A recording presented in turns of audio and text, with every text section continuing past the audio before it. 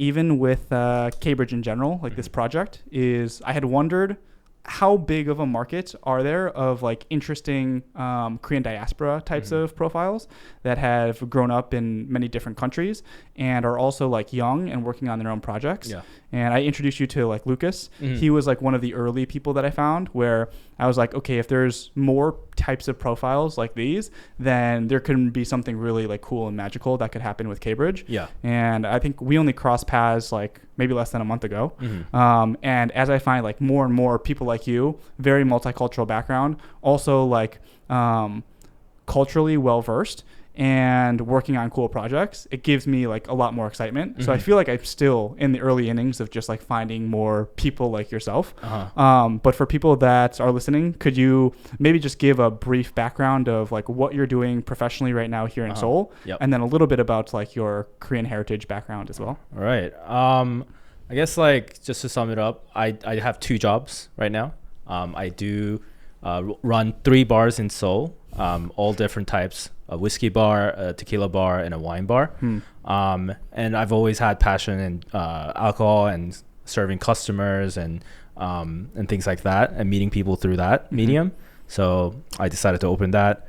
And my main job, I guess, is startups. I've always been interested in startups and finding my own passion through that. Always tried new things out from high school. Didn't really pan out. But yeah, this is my, I'd say like 3rd startup that I'm working on, and all in the consumer space. And yeah, that's all been me. Yeah. And so I'll ask you both about the startup experience of like prior startups that you've worked on, like startup ecosystem in Seoul. And also I'll ask you about the whole like starting your own bar experience now that you have like 3 different bars. Like that is a very foreign space to me. But even in terms of your background and your upbringing, you've grown up in many different countries. Right. Can you kind of lay out some of that background as well? Yeah. Right. I was born in Korea. I left Korea when I was around 6 or 7 years old to the Philippines. Unlike, I guess, a lot of other people in Korea who go to Philippines for travel or like an exchange program or by themselves, our family decided to move together.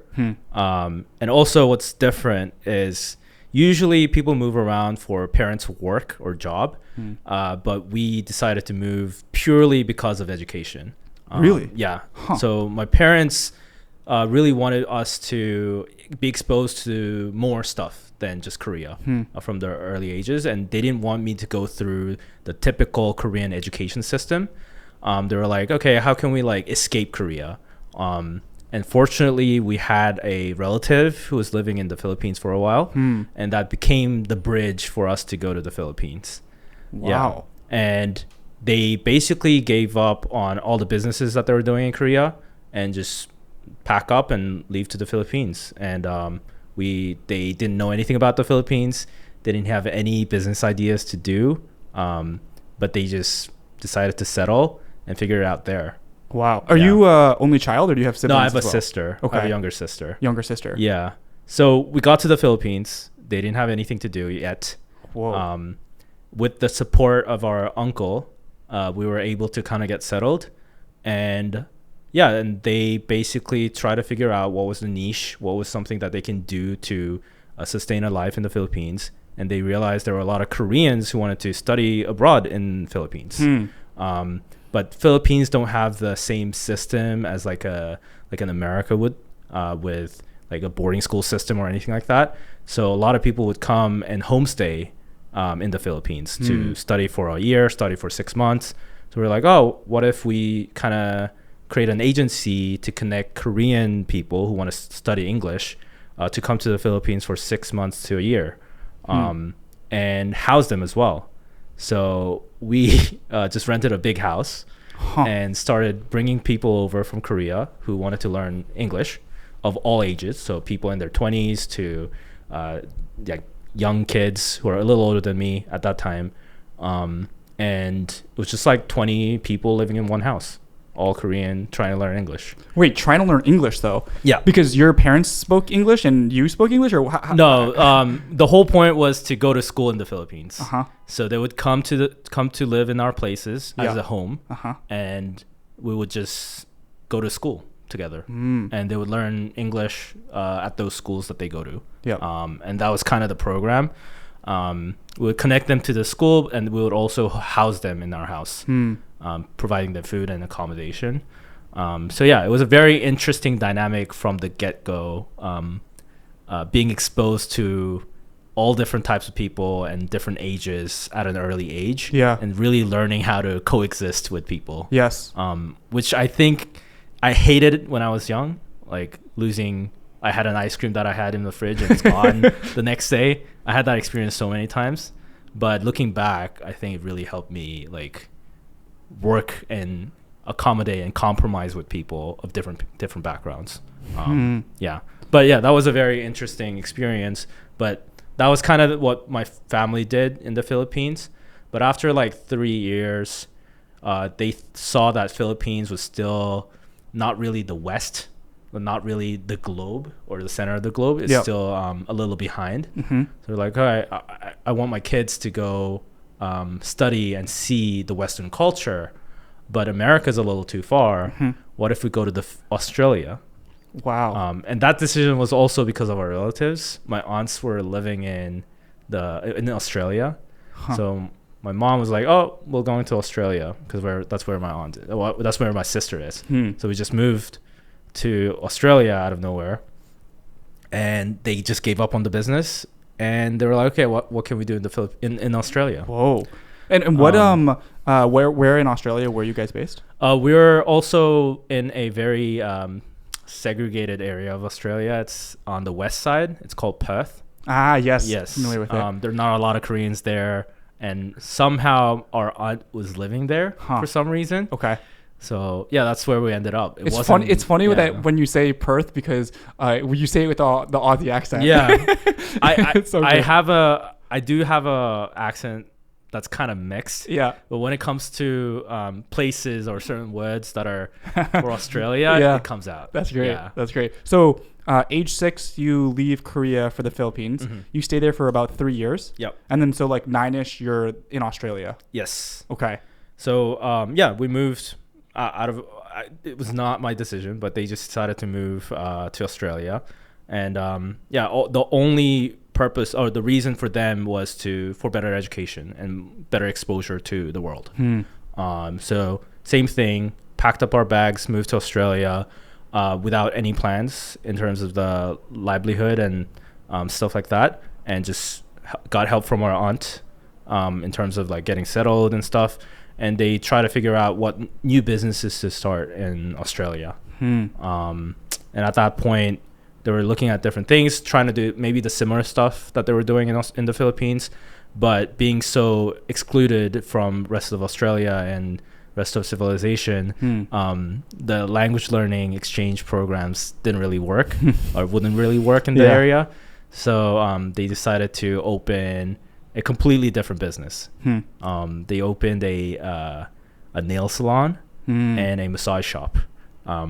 More what Asians would do in a foreign country, which was in need in Perth. There weren't a lot of nail salons and massage shops. So we saw an opportunity there, I guess, and they started that as a business while we were just going to school in Australia. And how many years would you end up staying in Australia for? I'd say I stayed there until I went for high school. So pretty long. Yeah, so I was there from year 4 or 5 to year 9, 10. Yeah, that's grade 4, grade 5. Yeah, it's kind of different system. But basically your elementary school is until year 7. And there's like middle school and high school, which is combined to a college, which is year 8 to 12. So the systems and the schedules didn't really align. So I was there until like the start of year 10 and left Australia for high school in America. But age-wise, you had got there when you were 9, and then you leave maybe when you're like 14, 15? Yes, like around 14, yeah. Wow. Okay. Yeah. And were there were other Korean people in Perth, even though there weren't a lot, or not really at all? Honestly, I don't think I've seen any people. Yeah. Of my age, Korean. Yeah. So I went to primary school there, I was the only Korean, or our family was the only Korean. So me, my sister, and my cousins were the only Koreans there. Went to middle school, high school, which is called college. I think there were like us plus like one maybe, and that was it. Very multicultural, but not a lot of Koreans. Yeah. Okay. Wow. Now it's starting to make sense a little bit more. Where like you introduced me to Chanu, and we had like a conversation, and then you knew a lot of stuff about like Korean diaspora stuff or like Korean history, and just like my random migration patterns. Yeah. And I was like, how does this guy know so much? But like, given your own background, it makes a little bit more sense that would kind of be interesting to you. Right. I think yeah, living abroad with a Korean background and not being exposed to a lot of Koreans in general really, I think, had me question at a young age of like, okay, what does it mean to be Korean, and where do Koreans come from? I think was a big question. And this is like a child of me. Like I watched a lot of Korean TV, Korean like historical dramas and stuff, and being a child exposed to media at a young age had me hate Japanese culture. I think I just built that hatred from TVs and media. Yeah. And I would not consume any Japanese food, Japanese content. And I think that was like me looking back. I think that was me trying to find roots of like, oh, what does it mean to be Korean? Does it mean for to be Korean? Is it to hate Japanese culture? Like, I think that was like in me when I was young. Interesting. To actually think that. But yeah, I think that was the reason where I'm seeking for understanding and looking back on history of why Koreans are Koreans, and how can I like show who I am to people around me who are all from different cultures, and kind of explain to them who I am. Because back then, Korea was not on the surface in terms of like culture and media. So everyone who asks where I'm from, they would initially think that I'm Chinese or Japanese. Right. Then when I say Korea, they would ask if I'm North or South. So like it's a very typical, the questions, which I hated. So I always wanted to like educate them what Korea is. Like, what we're good at. Yes. And, like, what do we do? So I think that made me kind of study a little more about the histories and stuff. And how important was it to like your parents to educate you on some of that stuff? Like, was their mindset more of like trying to run away, or maybe not run away is the best analogy, but like just like put that all behind, or were they trying to like educate you about Korea or pass down some like values, traditions, those things? Was that important to them? No, actually, like my sister is completely opposite. She has no interest in history and stuff like that. And it wasn't educated per se by parents. It was more a self-acquired interest in history. So they weren't necessarily trying to get us to keep the ties with Korea. I think it was just more natural. It's interesting because we were never in a Korean community or like church kind of communities in any of these places that we were at. But we managed to hold our Korean roots and language. I think because my parents were way more comfortable speaking Korean. So at home, we would only speak Korean. And our parents would be our family is very family oriented, and we just had our nuclear family together where we would do everything together. So if I'm not doing anything at school or friend related stuff, it was always with my family, which kind of kept that Koreanness and Korean culture and Korean speaking just embedded in my, I guess, day-to-day life, which made me retain Korean a little better than other people would have. Yeah. So like in Australia, you had said that there weren't many other Koreans there, but when you were in the Philippines, your family was running that business where you're taking in a lot of Koreans. Yes. Right? Yes. And so I imagine like you guys would like eat Korean foods or like celebrate some of the Korean holidays and things like that. Yeah. Yeah. So it was a little bit of a different dynamic in the Philippines. Very different. It was from very noisy, loud, everyday life to just us four. So yeah, it was a very big shift. And Australia as a country itself is very quiet, peaceful. So yeah, it was a big change. Definitely a big change. And when you were in the Philippines, were you around other Korean communities there? No, I guess we were the community. Yeah. We were attracting people to our community. Yeah. And we even did like big events over summer break or winter break where we had like almost a whole class come in from Korea, and they would rent a house and we would do a program together, which would have like 40 different kids come in for a month and stuff. And yeah, we were basically the attracting community being established there. Yeah. And how like unusual are your parents in terms of like them deciding to do something like this? Because you do hear like Korean parents will send their kids to these like homestay programs, right? But maybe they'll be in like the US or Canada for like a year, or in Australia, right? But then they come back. But like to literally decide, like especially when their kids were 5-6 years old or something like that, to like quit their jobs and then just move to a different country together, like have you come across other Korean families that have done something like that? Absolutely not. Yeah, my parents were never employed. They were always doing their own thing. In Korea, before I was born, they were doing different types of businesses, like shops, bars, restaurants, all types. And even when we were in Korea, they would do a bunch of businesses here and there. So I think they were pretty confident in themselves in terms of like, we could do anything.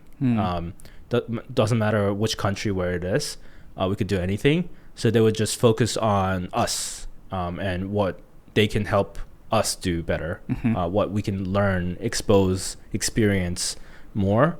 And their business decisions and family decisions have all revolved around us. I think that's what's interesting. And to my belief as well, them deciding to do the educational, like having exchange programs and homestays in Philippines was also for us.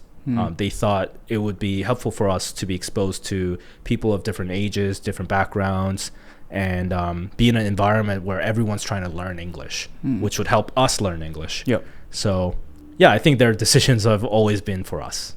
Which is very interesting. And what about your parents and their families? Like, did they have siblings that still just stayed in Korea and were more just typical mindset? Yeah. My mom's side of the family is there's 5, and only 2 of them were abroad. They left in the 90s. So my uncle was in the Philippines for textile business, and he still does that in the Philippines. And my aunt left to Australia.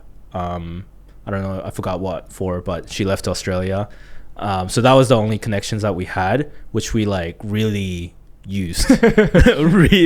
Yeah. But yeah, our family is very Korean. Mom's side of the family, dad's side of the family, most of them are in Korea. And we're the international ones usually when we refer to like family gatherings and stuff. But yeah, it's very interesting how we just managed to use that bit of connection to like set foot off of Korea. Yeah. Is there anything that, like, I imagine you're quite grateful for these like international experiences that you had.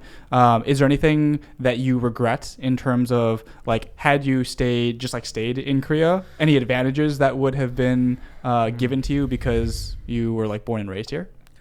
Honestly, not really. Yeah.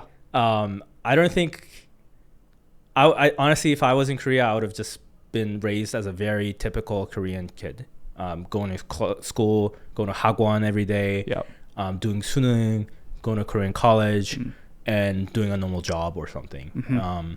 But being exposed to the world made me want to explore more. I think that was the big thing. That one eye-opening experience of, wow, there's Philippines. Oh, wow, there's Australians. Oh, wow, there's way more people in Australia than just Australians. Oh, what is that country over there? Oh, it looks like all the culture in Australia comes from America. I want to go to America. So like all those thoughts and, wants that I had would never have came about if I was in Korea, I think. Yeah. And the language as well, being able to speak English made it super easy to basically took away the hurdles of just exploring to a different country. Yeah. And when you were in the Philippines and when you were in Australia, the types of schools that you did go to, were you homeschooled by your parents, or you went to just like regular public schools in those countries? So in the Philippines, we went to an international school because the public school is just, I don't think that foreigners can't go to public schools in the Philippines, if I'm correct. So we went to first a British international school, then just like a normal international school. But we were only there for 3 years. For Australia, I went to a public school. So I went to a very straight up public school called Hollywood Primary School for some reason. Interesting. Yeah. The neighborhood was called Hollywood. So went to a Hollywood Primary School, then went to a public college, middle school. And what was the demographics there in Australia? Australia is very diverse.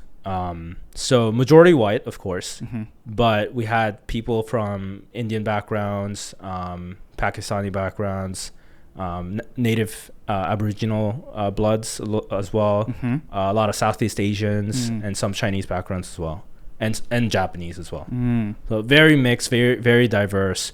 Was exposed to different cultures from the get-go, and Australia doesn't recognize everyone as Australians unless they've lived there for 40 years. That's what they say. Really? Yeah. Huh. So I had white kids call themselves like Europeans or different types of Europeans. Like, oh, I'm Irish or I'm Italian because of their backgrounds. They wouldn't recognize themselves as like pure Australians. Really? Yeah. Wow. Has something to do with Australia's history, huh? I think so. Yeah. So this is what I heard from my friends saying like, oh yeah, if you haven't been here for 40 years or your family hasn't been here for 40 years, you're not Australian. But majority of their parents haven't been there in Australia for 40 years. So they would call themselves like Italian, European, whatever. Yeah. Yeah, this also like ties in interestingly to we were having the conversation before about like Korea and its future and like maybe how it should treat foreigners, right? And like the ability or willingness for a country to allow its like citizenry or its populace to like adopt the like the nationality or like embrace that kind of patriotism, right? Is like maybe you are an Australian citizen legally, but you've only been there for 5 years, and so people don't really treat you like it, right? That's a different dynamic. Whereas in the States, it's like very easy to just come if you can acquire citizenship and stay there for like a few years of just being like, now I'm an American. Yeah, you rarely see, if you go to Australia, you rarely see Australians saying they're Australian.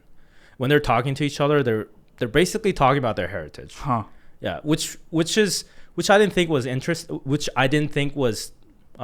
weird at the time, but when I moved to America, I was like, oh wait, that's kind of weird, because I would keep asking my American friends of their heritage. It's like, so what American are you? But yeah, in Australia, that was just so natural. Yeah. So everyone, there's no Australian that, I guess it might be different a little now, but back then there were no Australians that were saying like, hey, this is my country, get out of my country. It was more like, I'm also a foreigner, you're also a foreigner, we're all immigrants kind of feel. Yeah. Which made it interesting and easier to kind of like get myself in there as another foreigner and immigrant coming in, even at a public school. So yeah, I had friends of all different backgrounds, which is being exposed to like Europeans, Eastern, Western, African, Middle Eastern, other parts of Asia, all in a public school system in Perth, which is out of nowhere. Yeah. So, yeah. And you stayed your entire time in Perth? Yeah. Okay. You like made mention of this before, but in terms of you were consuming some media or you were being influenced by US culture and that's what motivated you to go to the States, or explain how you got to the States? So being in Australia and being exposed to Australian culture or Western culture, every single Australians are consuming American content, not Australian content. Really? Yes. So they're listening to American pop, American music, American TV series, movies. Really rarely see like truly Australian contents that people are watching. Interesting. So I was naturally exposed to American content. And same with history. Australian history is very shallow as well, like American history. Yeah. And so most history classes revolve around European history. Like the English history. which also talks about America a little bit. Yeah. So I was just always in my head, and what I'm exposed to is just not the culture that I'm in. So it made me think, hey, why am I learning and being exposed to a culture and media that's not from here? And it always feels like I'm like the exposure to it comes months late. Why not I just go to America and be exposed to it and be like at the front of it, like taking in the culture, taking in the trends from the get-go. And it felt like American culture was a truly global culture at that point. So that interest was like kind of brewing up in Australia. And I guess I expressed my interest to go study in America in the future to my parents. I was like, hey, I'm exposed to all this American stuff, and I really want to go to America. I feel like America is where everything starts. The trends start. Can I please go to America? And I would like to go at least for college. And at that point, it was kind of like at a very interesting time where I'm in middle school, kind of going to high school in terms of like Korean standards and American standards, where it just fit perfectly to apply for high schools in America. Like my family was kind of established, and my sister didn't want to go to America. So they're like, oh, we'll just stay in Australia. But you can go to America. And America has boarding school system, which made it easier for me to just go by myself. So at the very last minute, maybe like 1 month before the deadline for all the boarding schools, I applied and did interviews and got in. So I decided to go to school in America. Wow. All happened in a month, basically. And your parents, like when you expressed to them your interest, they were like obviously they ended up being supportive, but did they try and like influence you one way or the other in terms of what you decided to do? No. I think just in terms of the ultimate goal as well for them was for us to go to America. I think really? Deep down in their thoughts, they were like, hey, America's the next thing, or America's the big country. That's where you're exposed to the trends. And our great uncle lives in America, and he would, when he came back to like for a visit to Korea back in the day, he would like talk a lot about America to my dad and my mom, and I think that influenced them a little bit too. But in back of their heads, they always had America in mind. And when I expressed it, I think it's just like, oh, sure, of course. Like, yeah, you should go to America. There was no like backlash or anything. The only thing is the financial stuff because it's super expensive. Right. But they're always supportive. They would never say no to a decision like that. But and they would always, I guess, like express to their friends or other people that, oh, yeah, my kid expressed that he wanted to go to America. It was his choice, not my choice.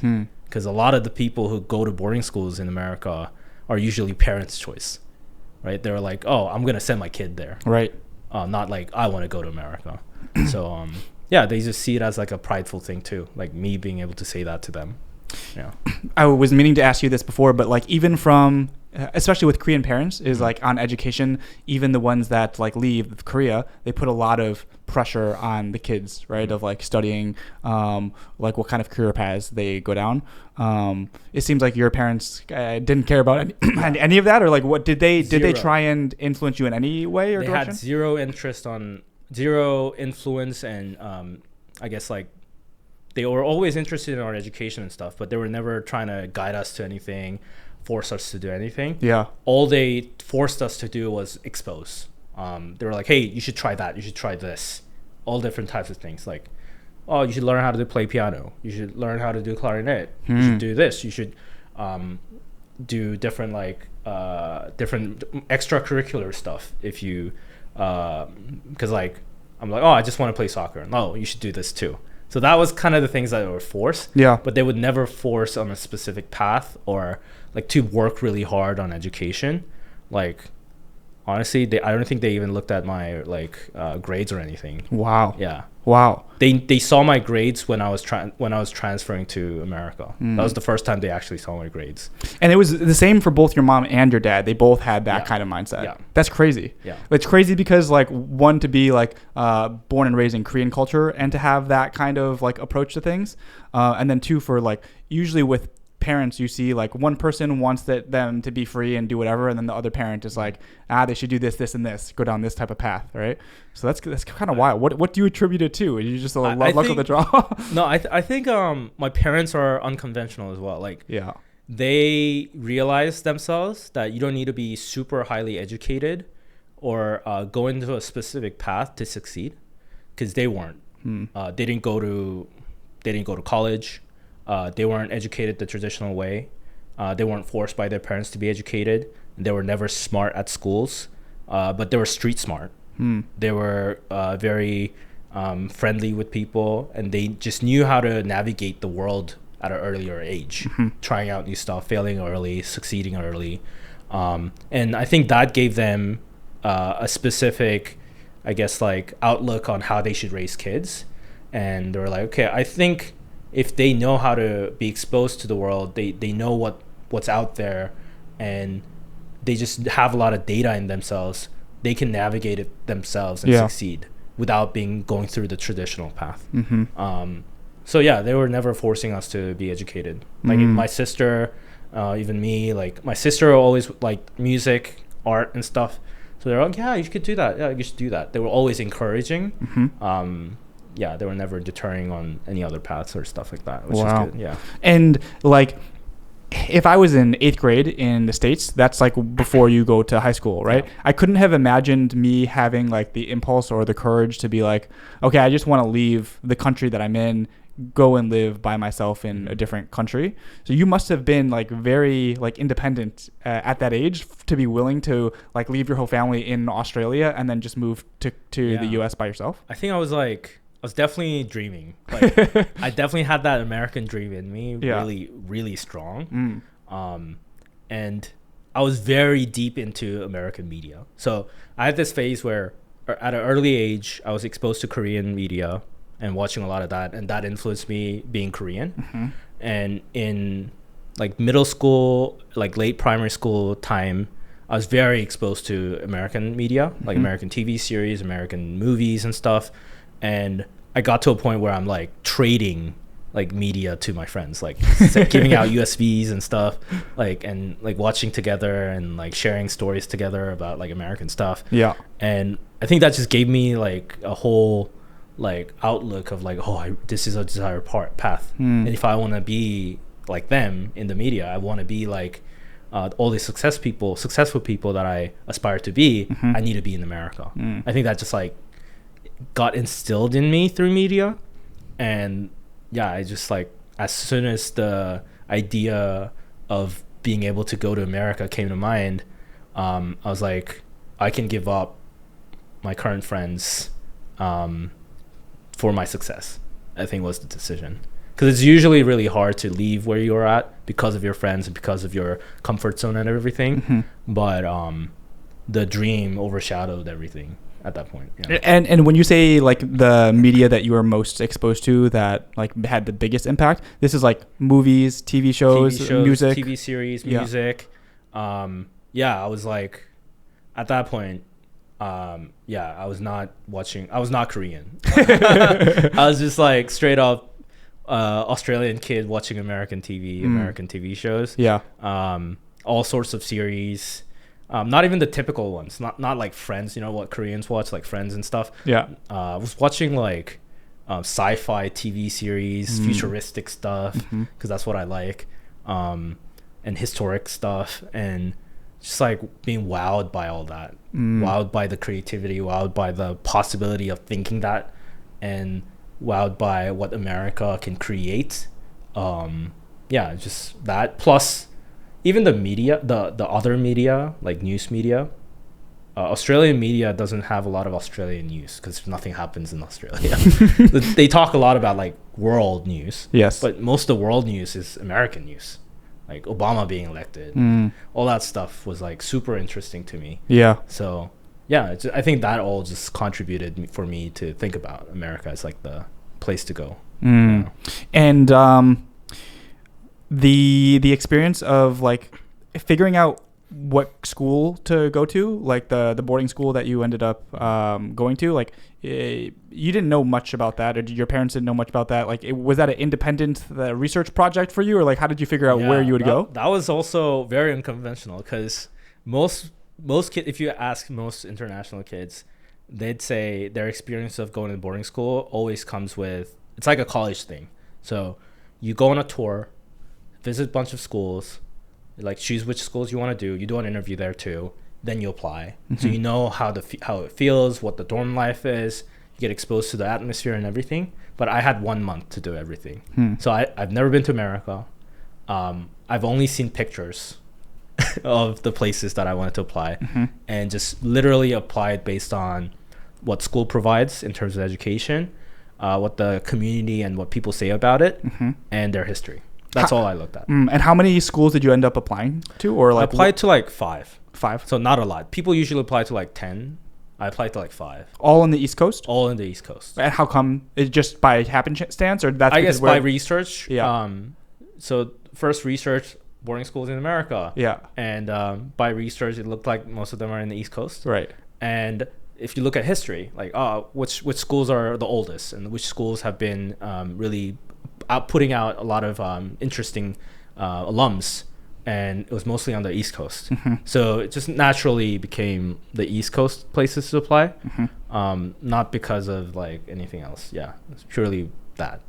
And then which one did you end up going to, and how would you describe it? Because I don't know much about boarding schools at all. Like I've seen, because I went to Stanford, there were some boarding school kids there, right? Yeah. And then there's like these like feeder schools that are quite popular. Yeah. But like there's a whole system, right? There's like a bunch of them, and I don't know much about it. How would you describe the boarding school that you went to? Yeah, it was honestly it's very interesting. So I didn't even think about it when I was there because I had nothing to compare with, especially in America itself.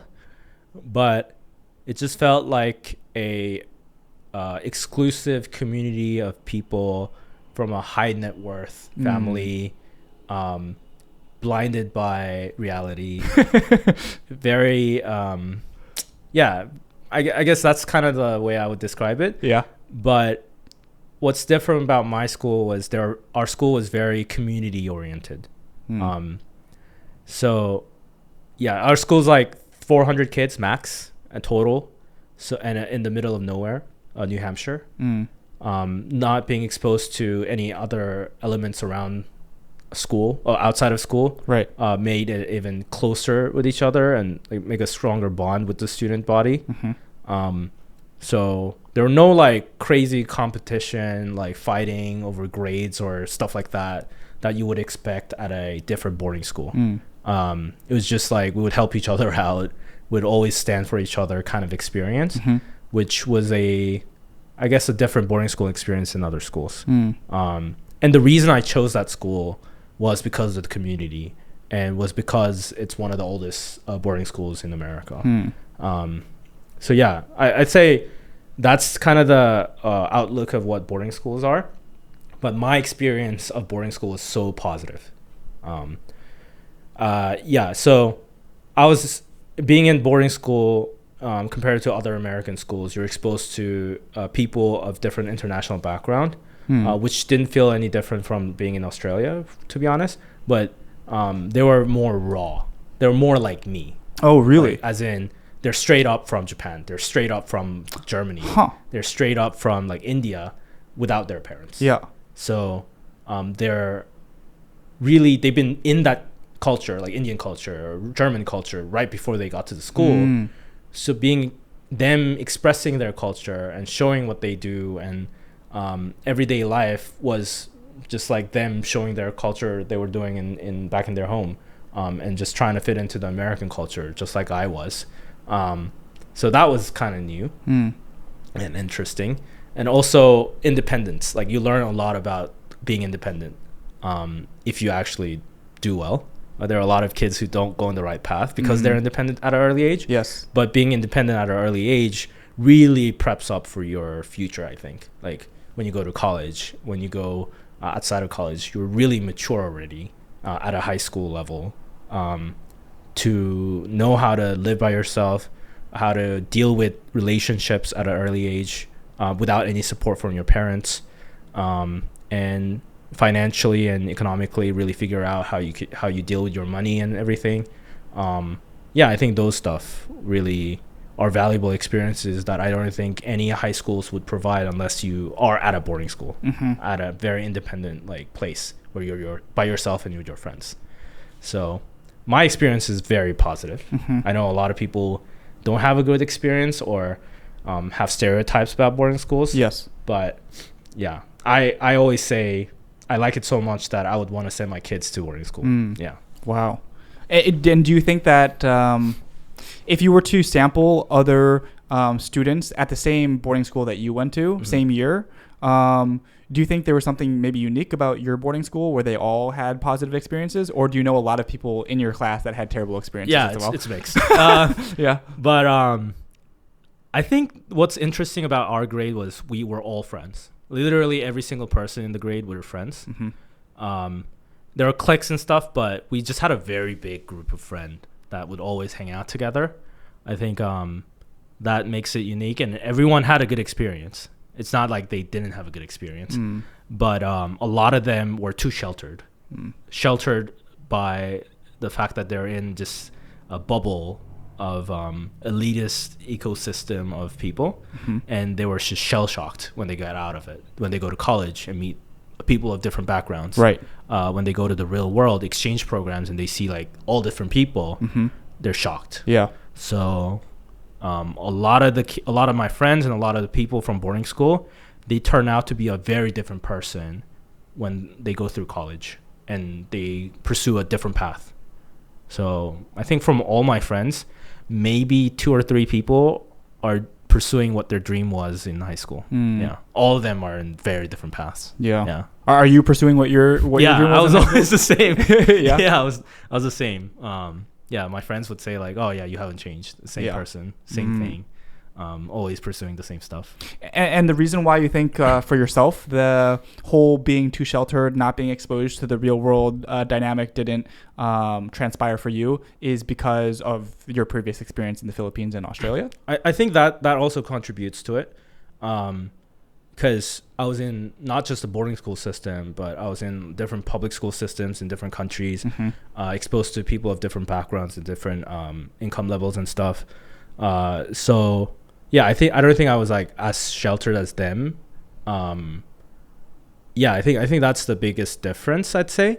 And I'd say in terms of the same people with the same experiences as I did, they also don't have the shell shock experience when they go to college. They all know like, oh, I'm from a neighborhood of like multiple income, multiple backgrounds, so I know what it feels like. So they don't have that experience. But yeah, it's usually like that. It's usually like that when they go to college. Yeah. And the student body was maybe like, was it like half and half international, half Americans, or what was the split? It was like 30% international. Yeah, and the rest are Americans. I was like being me usually, like just like Australia. Like I was in Australia. It's like, oh yeah, where are you from? You're American. Oh, what American are you? I was doing that. Oh wait, so when people would ask you where are you from, what would you say? I would say I was Australian. Ah, really? So the first thing they would count it as like on a name tag when you first get there for orientation, they would place the origin where your house is. So I was still living in Australia, so they put Perth, Australia. So like, oh, you're from Perth, Australia. So like, you sure you're from Perth, Australia? Yeah, we had that moment. Yeah. But I was Australian, and if they're asking me like where you actually from, I'd say I'm Korean blood, and I would mix them too and say I'm Kazi. Yeah, I'll just go around. Is that a thing? Is that a thing for Korean Australians? I don't know. I don't know if that's a thing. But I made that word up. I'm like, I'm a Korean Aussie. I'm Kazi. But yeah, I kind of at that point I've washed away a lot of the Koreanness in me. And I was super Australian at that point and westernized, that I was just like, oh, I'm Australian. And I had no problem. All my cultural, everything was like westernized. had no problem, no missing, no nothing about like the Korean heritage or Korean culture. And there were other Korean international kids at my high school, but I would not hang out with them. We were so Really? like, yeah. Yeah. Like I wouldn't hang out with them. They wouldn't hang out with me, because we were so different. And I didn't like that like Korean like hierarchy culture. Yeah. And I was scared of that culture as well. Yeah. So I was like, oh, I don't want to be like bowing to them every day. They're 1 year older than me. I have to bow to them. I don't want to do that. Yeah. So I didn't really mingle with them in high school. Wow. I was like in this westernized bubble, hanging out with American kids only kind of experience. Yeah. That was kind of, I guess, different thing that I did than Australia, because Australia was just like everyone's immigrant. So everyone's just hanging out with each other. America was more like, hey, how westernized are you? And you can, your culture aligns with me, then we can kind of like hang out together kind of vibe. So there were like international cliques, like Chinese hanging out with Chinese, Koreans hanging out with Koreans, and the Americans hanging out with Americans. But I was part of that American side of people. And in terms of like the image that you had of America and like the experience that you would have before, you know, going there, and then the experience that you actually got, would you say that it like satisfied or like it met the expectations or like exceeded them, or how would you describe? My first I guess location that I set foot in America was New York.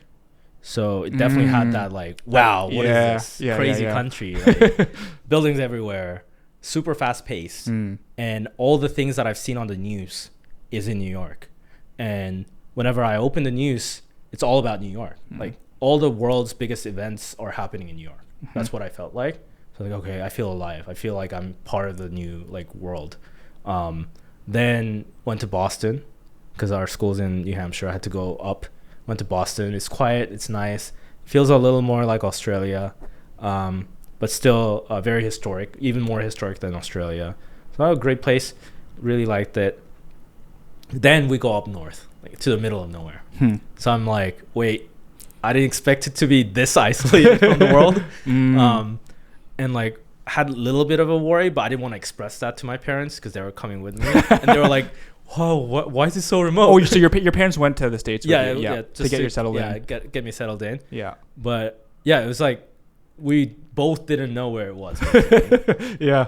And it took 2.5 hours from Boston to get there. And we would only see woods and mountains. That's all we saw. And we got to school and that was it. There's only school. I'm like, oh my God, what am I going to do here? What am I going to learn here?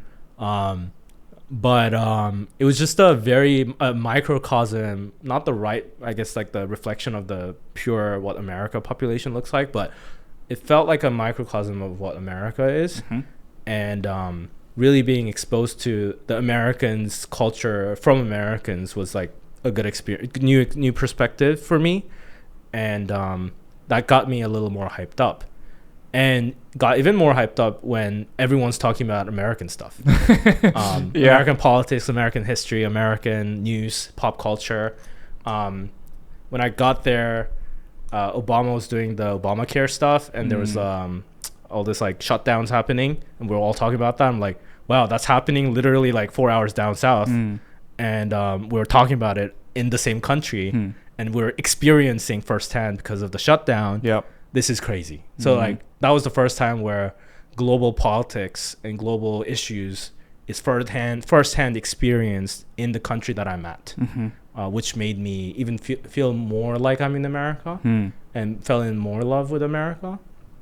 And from there, my roommate was American, and he was living in New Hampshire all his life, and I would go to his house over the weekend, and being exposed to American household was another new experience. And just like kind of like slowly immersed myself deeper into the American culture, but not necessarily the typical, like the generalized version of American culture, more like Eastern, New England American culture, I'd say. When you were at the American household, was there anything like in terms of first impression that like surprised you or like left an impact on you? Was anything unusual? So my roommate was Jewish. And that was my first time meeting a Jewish person. And So their family household has like Jewish traditions, right? Like Hanukkah is coming up soon, and there's a lot of different events that are happening. Yep. So that was very new, first time being there, and it's New Hampshire as well. So New Hampshire is very open. They don't really have thefts or anything like that. So they just have their doors open. Yeah. That was shocking to me too. Like even from Korea, like Korea has locks, right, like, and stuff, but they just don't lock anything. Wow. Which was insane. Yeah. Like, wow, America's a peaceful country. So that those two were, I guess, like the first-hand, like, shocking experience. Mm-hmm. And in that same like semester, they invited me to a bar mitzvah, a bat mitzvah actually, of a very traditional Jewish family. So they're relatives. So we went to Baltimore and went to a whole ceremony of it. It's my first experience experiencing this whole new culture. So I was sitting into this in this whole ceremony that's like 3 hours long, them speaking a different language and singing in different stuff. Yeah. And doing that party after was a very new experience to me. But I always knew there were a lot of Jewish people in America, but there are really none in Australia. Like you rarely meet people from a Jewish background. So that was like an American experience to me as well. Like, oh, this is what the Jewish culture is. This is what they do when they turn 13. This is what they do for Hanukkah. Oh, they're getting gifts every day for 12 days. That's sick. And they would give me gifts. So I was like, oh, that's great. Yeah. So yeah, that was very interesting, very American household kind of experience to me. Now, the boarding school was an American boarding school, or was it a British boarding school? It was American boarding. It was American boarding school. It's a typical prep school, American boarding school system. Part of the New England, like it's called NEPSAC, New England boarding school, I guess, confederation-ish committee. So we would play sports against other boarding schools. So we play against like Andover, Exeter, all these other like more well-known boarding schools. Yep. St. Paul's and stuff. We were basically in the same league and playing sports like that. Yeah. And now, even during this time, so Philippines, Australia, and U.S. Would you and your family go back to Korea at all, like during these periods? Business was going well for our family. Australia was at that time, really, Australian dollars were more expensive than American dollars at a point. So their income and everything was really well supported for me. So yeah, they were like, oh yeah, we should just keep up in Australia. And my sister's education was still going on. So she would still be in high school. She's a year younger than me. So she's still in high school and learning stuff there. So their plan was just to stay in Australia. If my sister wanted to just stay in Australia. So yeah, they were just in Australia for all my high school years. Wow. Yeah. Like now, are your parents and your sister still in Australia? No. They decided to come back. So my sister was a little different from me. She was idolizing and dreaming the Korean media. Really? Yeah, she was really deep into that Korean media, Korean K-pop, idols, music, and all that stuff. Wow. She wanted to pursue that. She wanted to be a singer. She wanted to be in the K-pop space. Wow. So she's like, I need to go back to Korea. Yeah. So her plan was to go to school in Korea, actually. So she applied to Korean colleges. And she got in, and she came back. So she came back by herself, actually, first. Yeah. Then my parents saw, like, oh, why are we in Australia? Australian economy is not that good as well. And might as well just go back to Korea where my sister is and kind of, like, live a comfortable life because they're more comfortable with Korean than English. So, yeah, during COVID, they all came back. Wow. Yeah. Wow. That's crazy. So, yeah, I mean... The media you consume really influences your like upbringing, your identity so much, right? Because your sister she's probably much more Korean than you are. Yes. Yeah. Yes. Yeah. So that's the two diverging thing that happened. In Australia, when we first moved to Australia, we were exposed to American media only. Even her, so she was watching Nickelodeon, Disney Channel. stuff. She would watch like iCarly and all that stuff when she was young. It's very American. Right. And I was watching that too. Then on the side, she was getting exposed to Korean music. And how? Just by herself? Just by herself. Yeah. And I guess, yeah, just by herself and watching music videos and different reality TV shows in Korea that had like idols come out. She was like, oh, I like 소녀시대. I like all this like different celebrities that are coming out. Oh, I like their music. Oh, I want to be like them. And that's her route. And there were a little bit of that K-pop scene amongst Asian Australians in Australia. And her friend group kind of revolved around that too. So I think that made her even more exposed and dive deeper into the Korean culture than me, which I was like purely in like the Australian like Western content watching kind of friend group. So yeah, I guess that's the big diverging factor. Then college really nailed it in because, you know, the college experience in Korea is very unique, very different. And I think that really changes who you are in the future and becoming more Korean or more like Westernized. And she was in theater. And theater in Korea, college is notorious to be very like Korean. Oh, is it? They have a lot of rules that you have to follow and hierarchy.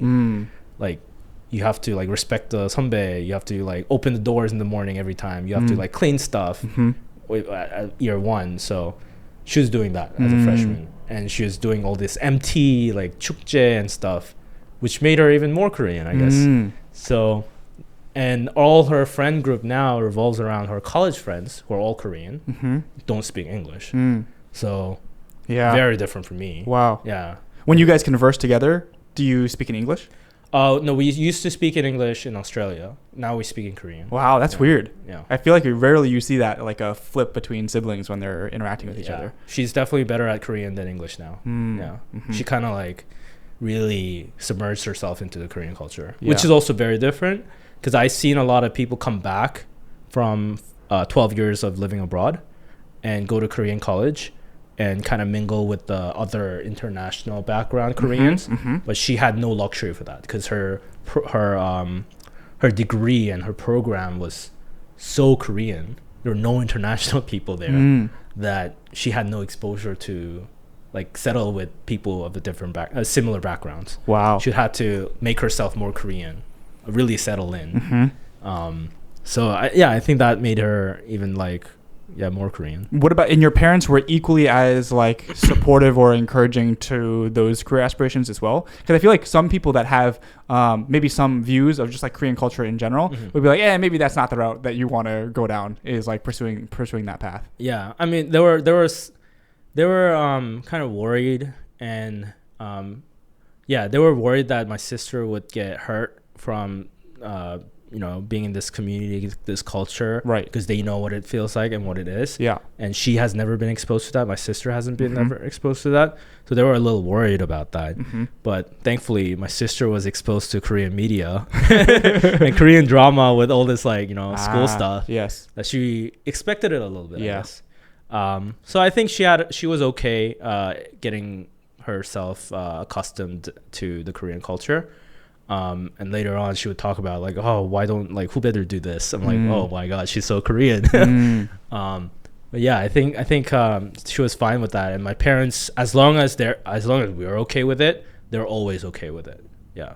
I wonder if there's any sort of like gender split in terms of families that like maybe like the kids were born in Korea and like early years in Korea and then leave, and then like the influences on like guys versus girls in terms of culture. I feel like the US just naturally attracts a lot more guys. Like even in Korea, I feel like I come across a lot more guys that are very like they look at America as like they have a very positive image of it, whereas it's not nearly as strong with the women. I don't know, we'd have to do some sort of like it'd be hard to gather that data. That's a very interesting hypothesis. Yeah because it's interesting because the American media that we were watching together and like the media that she liked were very female actress oriented media. Like iCarly was a female oriented, like female led American media TV show. like Victorious was also a female right, led. like a Hannah Montana. Hannah Montana was that. That's the Right. things that she were watching. Right. It was interesting that she wasn't into that. She because it was very interesting, honestly, why she wouldn't go into that kind of media path. Yep.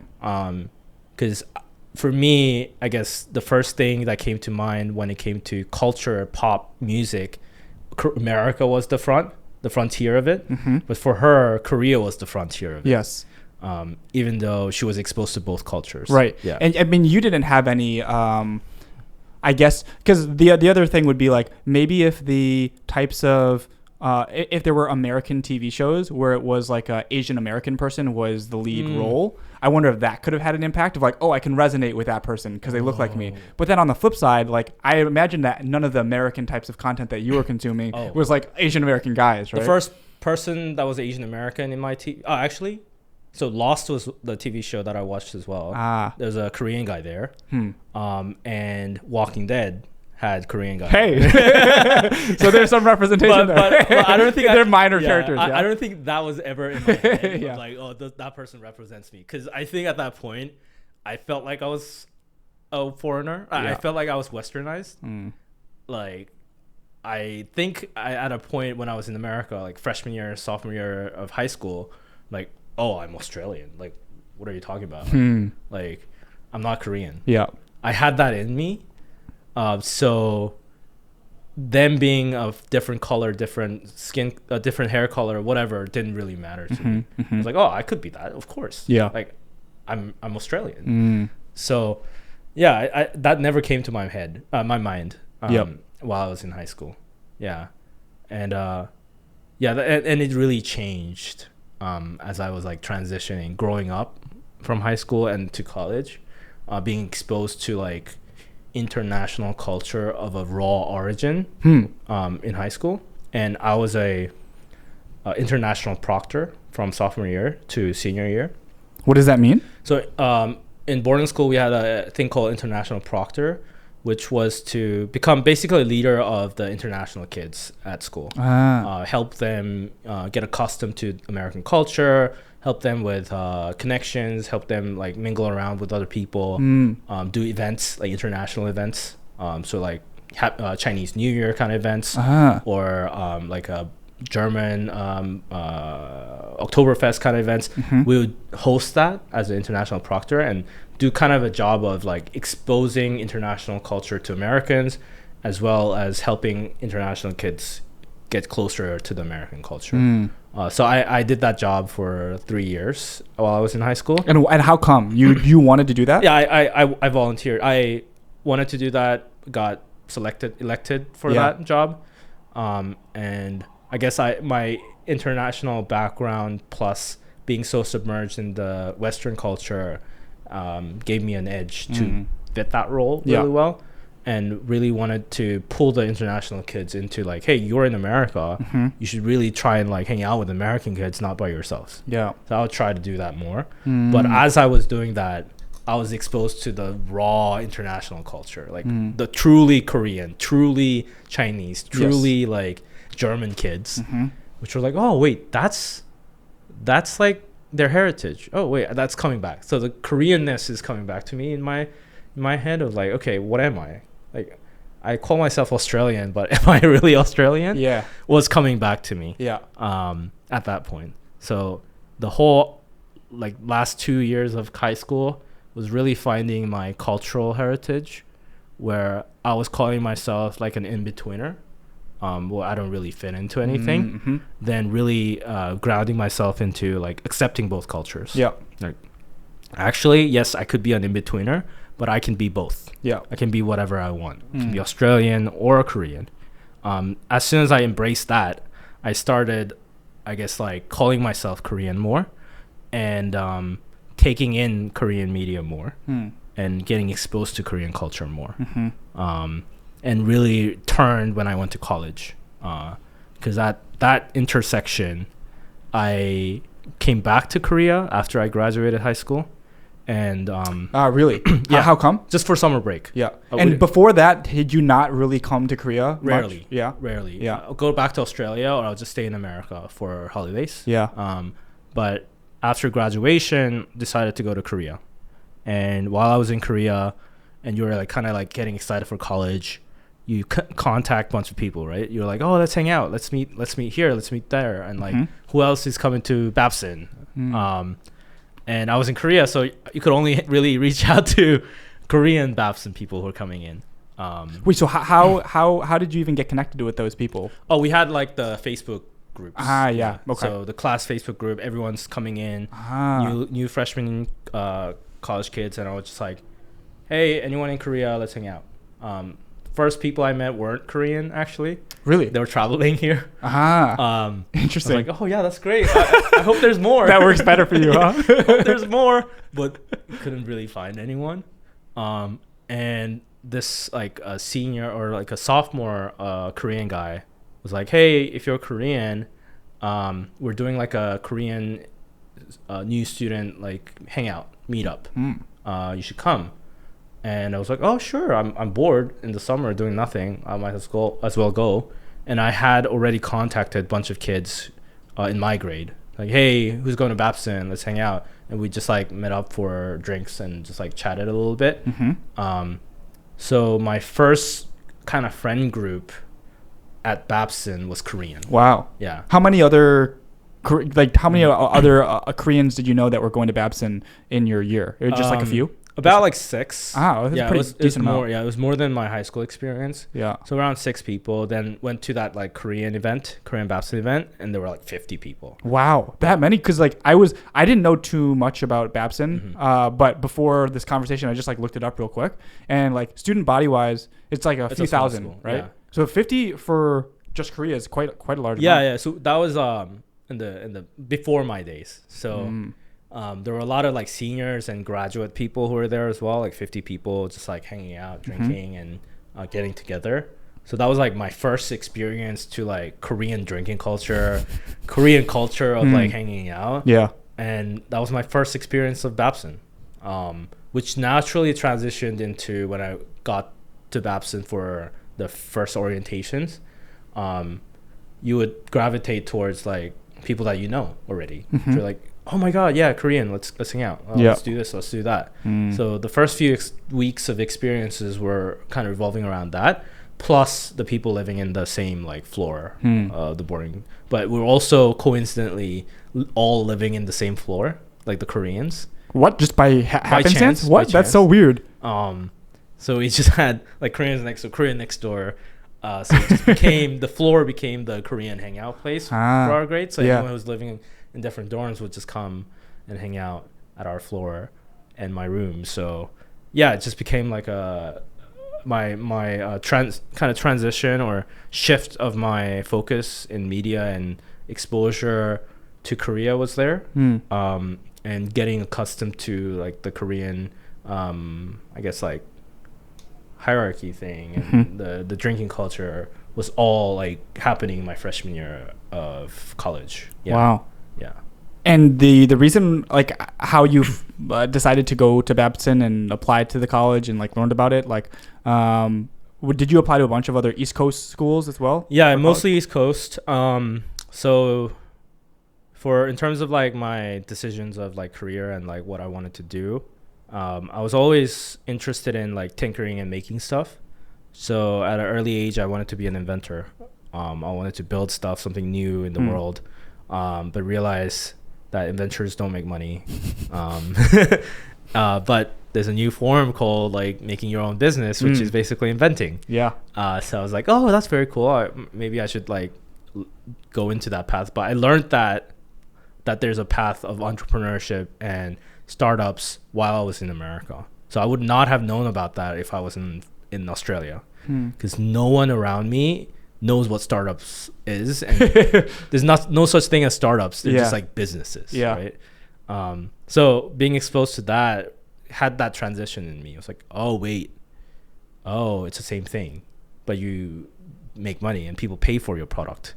So had that transition in high school, and with me and my roommate, we would tinker around, ideate stuff, and think about business ideas, think about products and services that we can build for people to use from freshman year. So we just like ideate, think about fun stuff to create, and we decided, let's try building a movie recommendation app.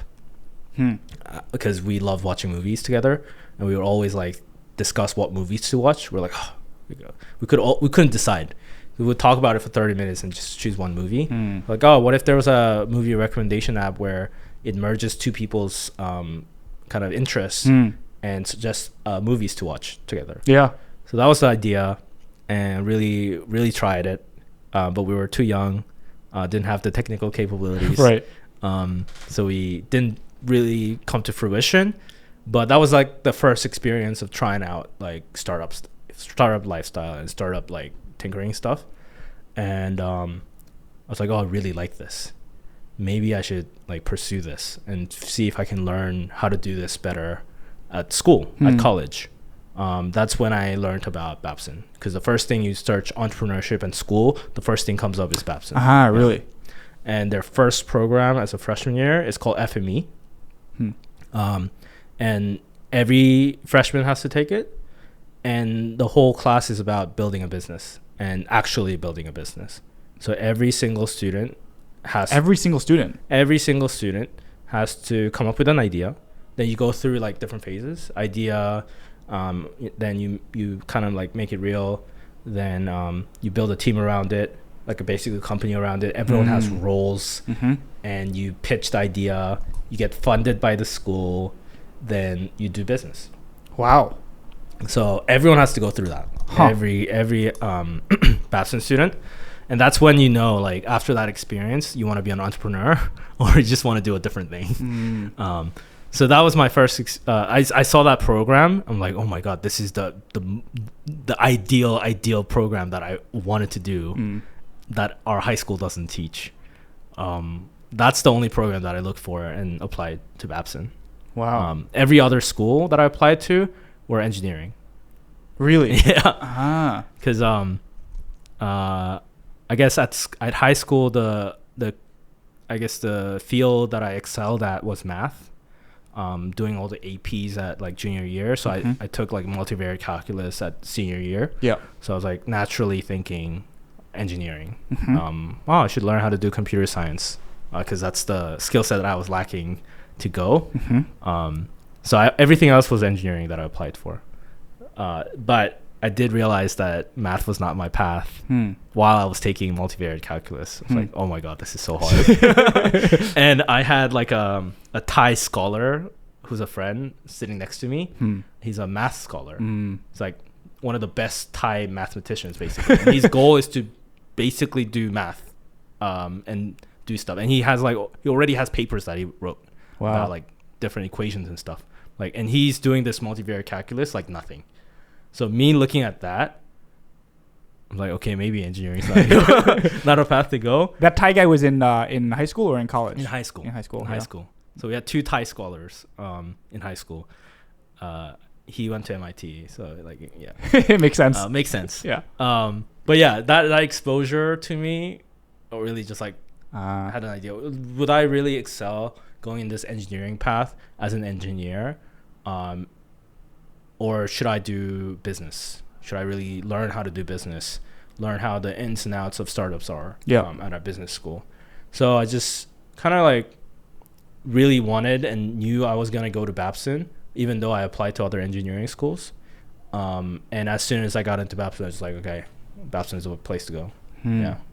Didn't really think about any other places. Do you have any regrets about the decision to I guess not do the engineering stuff? Because I feel like for me, like I wasn't really ever into startup stuff before. Like I thought I would do like Wall Street path. So even the computer science stuff would be like maybe cool or handy, or like a lot of people getting high paying jobs in tech. That career path was like not the one that I thought would be for me. But now that I'm doing more startup stuff in terms of like bringing ideas to life and being able to execute on that quickly, seems like it would just be so nice to have. Exactly. Right? So, yes, I did regret a little bit in college. because I would always have an idea, always have something I wanted to make into a product. But our school is all business students. Like none of them can code. So if I wanted to find a co-founder who's an engineering background, I would have to go to a different school. Yeah. Like, hey, like pitch the idea and stuff. But yeah, so I've always regretted that a little bit. But also tried it out myself a little bit. I was like, oh, maybe I could learn how to code. Yeah. Didn't really work out too well. I could do basics and I got frustrated. Yeah. So my my alternative decision that I made at that point was to design. Yes, I have an idea, but at least I can get closest to visualization of the product that I want to create. And the best way to do that was design. The easiest way to do that was design. So I would always have an idea, make a demo of it using design tools, and kind of like test it out. Hey, this is what it is. This is what the design looks like. This is what the flow looks like. So I would always go through that flow and kind of self-acquired a UI UX design skill, which is a hard skill that a lot of founders might not have, like CEOs might not have. But I've been doing this doing UI UX design for almost like 8 years already, just by doing it myself. So that was kind of my if I can't engineer something, I'll just design it kind of way. And kind of hoped in the long run that you could just design to code. If I can just design something, it'll turn into a product. Yeah. And it's almost coming right. We're on that path. Yeah. So I'm like, oh shit. If I was 8 years younger in high school, I would have been making crazy products. But it's great. I did regret back then a little bit. But yeah, it was okay. And I realized that I was too fixated on making a product, like technical product. You could test the product. You could test an idea. You could do different ideas that don't require tech, like do things that don't break kind of approach. Yes. And realize that in college. Oh my God, I'm just like ideating and designing something that doesn't actually come to fruition. Why am I doing this? Let's see if I can just like test something out, or even hire some outsourcing developers to create something for me and test it out that way, like an MVP product. So after that realization, I realized, maybe not important.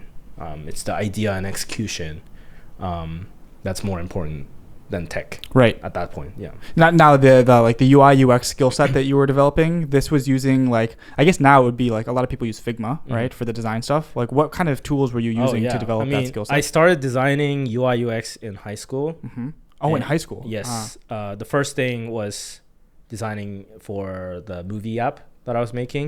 And at that time, I was first starting with Photoshop, because there were no like good UI UX designing tool. There was Sketch, but I had to pay for that. School didn't pay for it, so I was using Photoshop. Then they came up with a thing called XD, Adobe XD, which was for UI UX design. So that was the first UI UX design tool that I used. Then Figma was coming up. Then I transferred to Figma. But yeah, Adobe XD. And one of my first like designs that I was creating were like Snapchat geo filters, using Photoshop and Illustrator. Things like that. I was doing that in high school. And in college, that's when it became like a proper thing. So I was a very not properly educated designer. So I'm a very unconventional UX, UI designer with no like proper design systems. Had no variables before. I was just like putting colors in, putting whatever, no grids, no padding. But now, of course, I have everything in there. Yes. Like design systems, paddings, variables, and stuff. But back then, it was like just like literally visual stuff. Oh, there's a button. Circle button. So yeah, that's what I've been doing. Well, what's the reason why the movie idea, like not necessarily your idea specifically, but it is an interesting idea. Like everybody loves movies. Everybody has their personal favorites. Everybody likes talking about movies, sharing movies. It doesn't seem like we've had any sort of like app or some social thing around movies. Yeah. Have you thought about that at all? Yeah, I mean, so the idea came about while we were doing a lot of like pirating slash watching movies through like, you know, bad illegal websites, watching like movies of all kinds, and also Netflix. But at that time, Netflix didn't have a big category of movies, so it was kind of scattered. Like I had to, if I wanted to watch a movie just in Netflix, there was nothing much to watch. And Netflix has its own recommendation algorithm that was good, but it was not applied for everything. So we're like, oh, that's when we learned about algorithms. We're like, oh my God, there's this thing called collaborative filtering, where you use two people's interest and you suggest common grounds to each other. So it's like A, B, watch like 70% of the movies together. You recommend A, the 30% B watched, and you recommend B, the 30% A watched. Right. Like that was a very interesting concept because that's probably true to what we do in real life. So we're like, okay, let's apply that collaborative filtering or whatever. We didn't know how to code. Collaborative filtering to a movie recommendation app where you just swipe movies. So just like Tinder, you would just like swipe left, right, what movies you liked, you didn't like, watch list. Then after like 10 swipes, and you choose your friend, we would recommend you a movie based on the friends in that group. So we definitely had that social aspect there and all that stuff. But yeah, we just didn't have the technical capabilities. Yeah. And we didn't know how to monetize at that point. So we kind of folded it. But now there is actually a product in America that's been viral a little bit. It's called Q. Okay. And they've added the aspects that I was talking about. So you go through your list, you like, dislike movies. Yeah. You put it into watch list, and they've added more games, more fun stuff. So you could choose your friend, and it would like spin and like choose a movie for you. Cool. You could do like roulette, and they give you like a random movie recommendation. A lot of fun aspects to it. Yeah. But it's exactly what I wanted to create back in the day. Man, so you're just a little bit late, huh? Just a little. Sorry, a little bit early. A little bit early. A little bit early. And a little bit early, and didn't have the technical like capabilities. To execute on it. Yeah. And I guess the media wasn't, the exposure also wasn't possible back then. So now with TikTok and everything, it's really easy to expose your product if it's viral, if it's hooking. But back then we didn't really have a media outlet channel other than like doing Facebook marketing, Instagram marketing. So the Q really went viral through TikTok. So if we were doing that back then, I don't think it would have been hard. It would have been hard to kind of expose ourselves.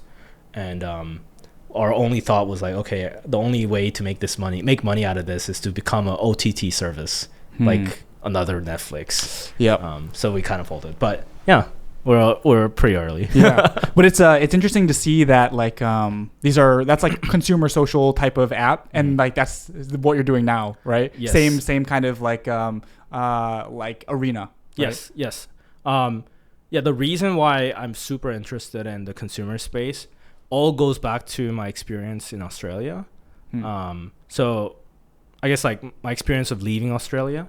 So I was in Australia, then I decided to leave, and we just did a farewell party and like hang out. Then I got on a plane after and left. And while I was on the plane, my friend posted something on Facebook about me. He's like, I'm really grateful for Arthur, because I was a very shy kid, didn't really have was new here and didn't really have friends, but Arthur really pulled me out and like played soccer together, and through that he made all the friends that he has now. So he thanked me for that. That's cool. And that Facebook post really touched me, and was it was the first time feeling a gratification that I've never felt before, and wanted I was like, oh, how can I replicate that experience, that feeling that I felt, and also help other people. So in high school, the international Proctor stuff was also kind of an extension for that. Then I just wanted to see, not just for the people around me, but for the maximum reach. Then dabbled on nonprofit stuff in high school and researched a lot of that. Realized that there's also a lot of pitfalls to aid and nonprofit. And didn't see that as effective and a instant way to help people out. And realized that social products are the ones that have the biggest reach and biggest impact at a very short amount of period in the world. So it just felt natural for me, like, oh, it has to be social. It has to be a social product if I'm building something, because it could have the biggest impact and at the fastest velocity. So yeah, it just naturally became that arena. And every product that I've built or really worked on have all circulated around that field. It's never been non-social, to be honest. Yeah. Wow. And so while you were at Babson, I mean, you studied, I guess, like your major was entrepreneurship, right? So were you always like also building kind of your own businesses, small projects while you were in school as well? Yeah. So I was like trying to figure out other social ideas that I could pursue. We actually just kept that movie idea on pause and decided to restart that when we get to college, because my roommate was going to engineering school and my other friend who was doing it together was going to engineering as well in computer science, but just didn't work out because we were all just busy with our college lives. Yeah. And I was still thinking about different ideas. Like, what can I do? Wasn't coming to mind. Then there was a SF program at school. So a semester we could go to SF and study in SF. And it was mostly entrepreneurial, like oriented people who really wanted to pursue entrepreneurship. And we'd go to SF, meet entrepreneurs, meet founders from Babson and stuff. And we would also do tours at different startups.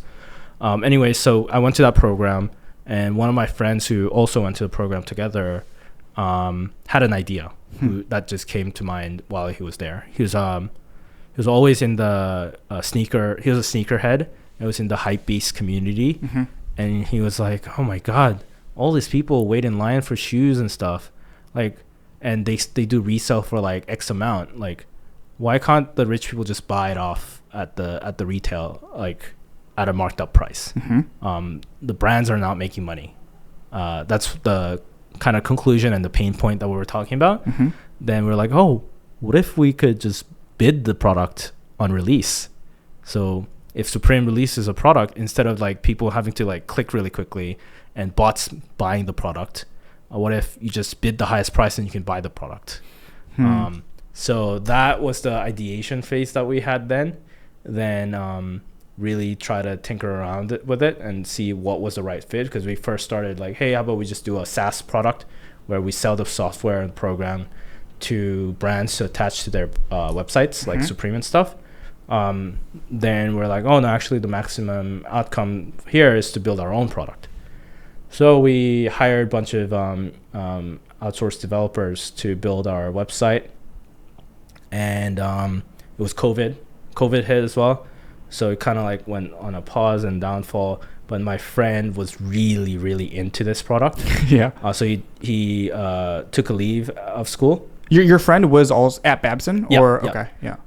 He took a leave at Babson and decided to like full-time this for a semester. Wow. And he full-timed it, found a bunch of other friends who was a sneakerhead and some connections to the sneaker community, and found this custom shoemaker on Instagram who has like about 15K followers.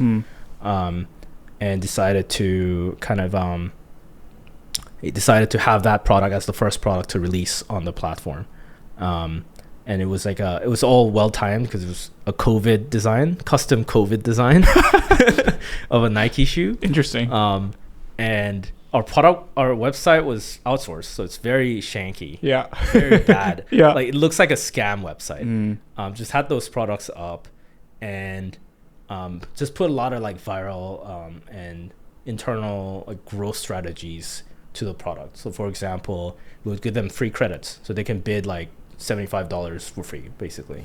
And we also expose who was the highest bidder. So we would have Instagram handles of the highest bidder. So if you're the highest bidder, you're exposed. You're like, oh, you're like on the platform celebrated for being the highest bidder. So people like that, like that status. That status and stuff. And so that loop was all created, and we had a shanky product, but we released the shoes, and we didn't market it much, but we had people bidding and people coming in to bid. And usually it circulated around the custom shoemakers following, so like his 15K people, but it kind of like started making noise and was kind of like being on the press, because we would have the release on for like 4 or 5 days and people can bid throughout the whole time. So we would see people bidding in the beginning, like for fun, and kind of like being quiet. Then the media picked up. Then we had people bidding at the end, really going up in price. And the shoe ended up being like $5,000 shoe at the end of the whole bid. And we're like, oh my God, this is very interesting. This actually could go viral and have more people do it. So my friend, having all the connections and interests aligned people who are in the sneakerhead space, he like started contacting other creators and also influencers and like rappers and stuff who love sneakers, and just gave them free money, basically. Hey, just bid. Because if you have that like rapper's name as the highest bidder, like other people want to outbid the rapper. They want to be like better than the rapper. So that psychology was getting into play. And we did another shoe release, which was also like $4,000. So it just like really worked out, and started to pick up in virality. And what really turned everything was a release that we did of a Supreme t-shirt. We were able to get that through a friend of a friend who was the son of Supreme's high stakeholder. And he had a unreleased Supreme t-shirt that was 1-for-1. And we're like, okay, we gotta sell. We're selling that on our platform. We put it up, and we didn't tell anyone. We just put it up on our platform, and the media started picking up. So Hypebeast and all this like big media channels started covering us. Like, oh my God, there's a bid going on. This is gonna be on this platform at this time. We didn't even tell them about it, and they started covering us. So we started getting a lot of hype, a lot of followers. Then when it started bidding, so many people started coming. I think the website almost crashed, and just had a bunch of people bid. And at a point, I think it got up to it got sold for $52K, and it was bought by a Supreme collector who had all the t-shirts except this one. Wow. So it was like, oh yeah, 52K is nothing compared to like his collection, the value the collection would be with this t-shirt. And that really put us into the surface because of that one bid, one product. This is like 2021. This is 2020. 2020. Yeah. 2020 fall. Yeah, it just really exploded, went crazy, and my friend was going all over the place, like getting more brands and stuff to collab with. And we had Vandy. Do you know Vandy the Pink? No. He's pretty famous now, and he was also famous back then, but he's Korean American, and he designs and customizes stuff. So we did some of his products, and this is all beta release. This is all like shitty website release. And he was my friend was trying to raise money at that point with this virality and stuff. And it was all working really well. And at a point, once he started raising and raised the money, we're like, I had to kind of decide whether I wanted to like keep going with this product and the team and him, and see where this goes, or me kind of like leave and do my own thing kind of thing at that phase. And I thought to myself whether I wanted to do this in the long term, and is this product something that I want to do in terms of my big vision and goal of like making a positive impact, or is this not really delivering that? And after this 5 runs, what I realized was it kind of felt like a pyramid scheme, because I'm giving out free cash to people, driving up the price, hyping it up. At the point of like bidding, if the bidding kind of tips down, we'd like tell people like, hey, we'll give you money, just bid. So the bid price goes up and people just compete each other. And if I was just like visioning this as a big product, I'm like, oh, maybe I'm not building the right society, right culture, right world where I want to create. It's not a positive impact. So I decided to leave. And build my own thing where it was mission aligned, and where I can actually build and deliver a positive impact in the world. So yeah, it was a very good experience, experiencing virality and the exposure like that. But yeah, just didn't align with my vision, so I decided to leave. So maybe a couple questions on this. One is like, that company, does it still exist today? Is it still doing well? It still exists, not really, but exists. So he got funded by a bunch of angels, then had to revamp the product because the product wasn't stable, of course, and that revamp took a really long time. I think it took about like a year and a half of him trying to revamp into a fully functioning website. Then he did a bunch of releases, which went well, but not the same virality it had before. And it kind of like plateaued into just like not really working on it. And he's working on a different business. Interesting. But the company's still alive. Yeah. Is this friend also a Korean heritage guy? Oh, yeah. He's Korean American. Yeah, Korean American guy. Yeah, okay. And then during the whole military service thing, like, did that happen after Babson or? Oh no, I'm exempt from military. Wait, how? So I'm Korean. Yes. And I have no other citizenship, but I played rugby in high school and college. You told me this before. Yes. I played rugby in high school and college. Yes.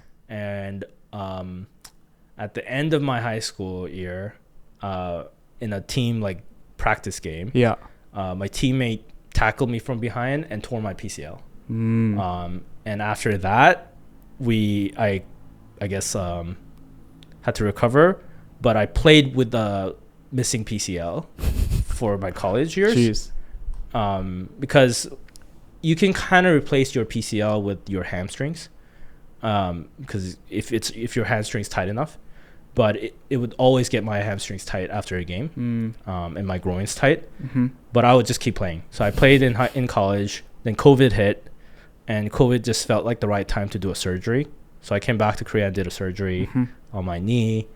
And after the surgery, the doctor said, yeah, you can't go to the military. So he wrote a note and went to the military thingy. And they said, yeah, you can't come to the military. So that's why I was exempt. Gotcha. So what year did you graduate from Babson? 2021. So that was like right after all of this whole experience, this sneaker product experience. Yeah. But I think as soon as I tore my PCL, I kind of realized that I wasn't going to the military, because you see all this like stories and people talk about like exemptions and stuff. If you tear a PCL, you're like, you don't go. That's what the military like standards is.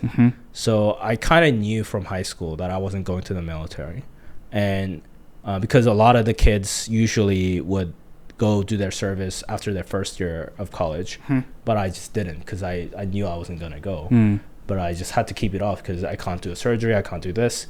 So yeah, I just kept it off until like after college, honestly. But COVID hit, so it just worked perfectly where I didn't have to be in America, get surgery in Korea, and get exempt. So yeah. And what was your thought process or your thinking about what you would do after graduating?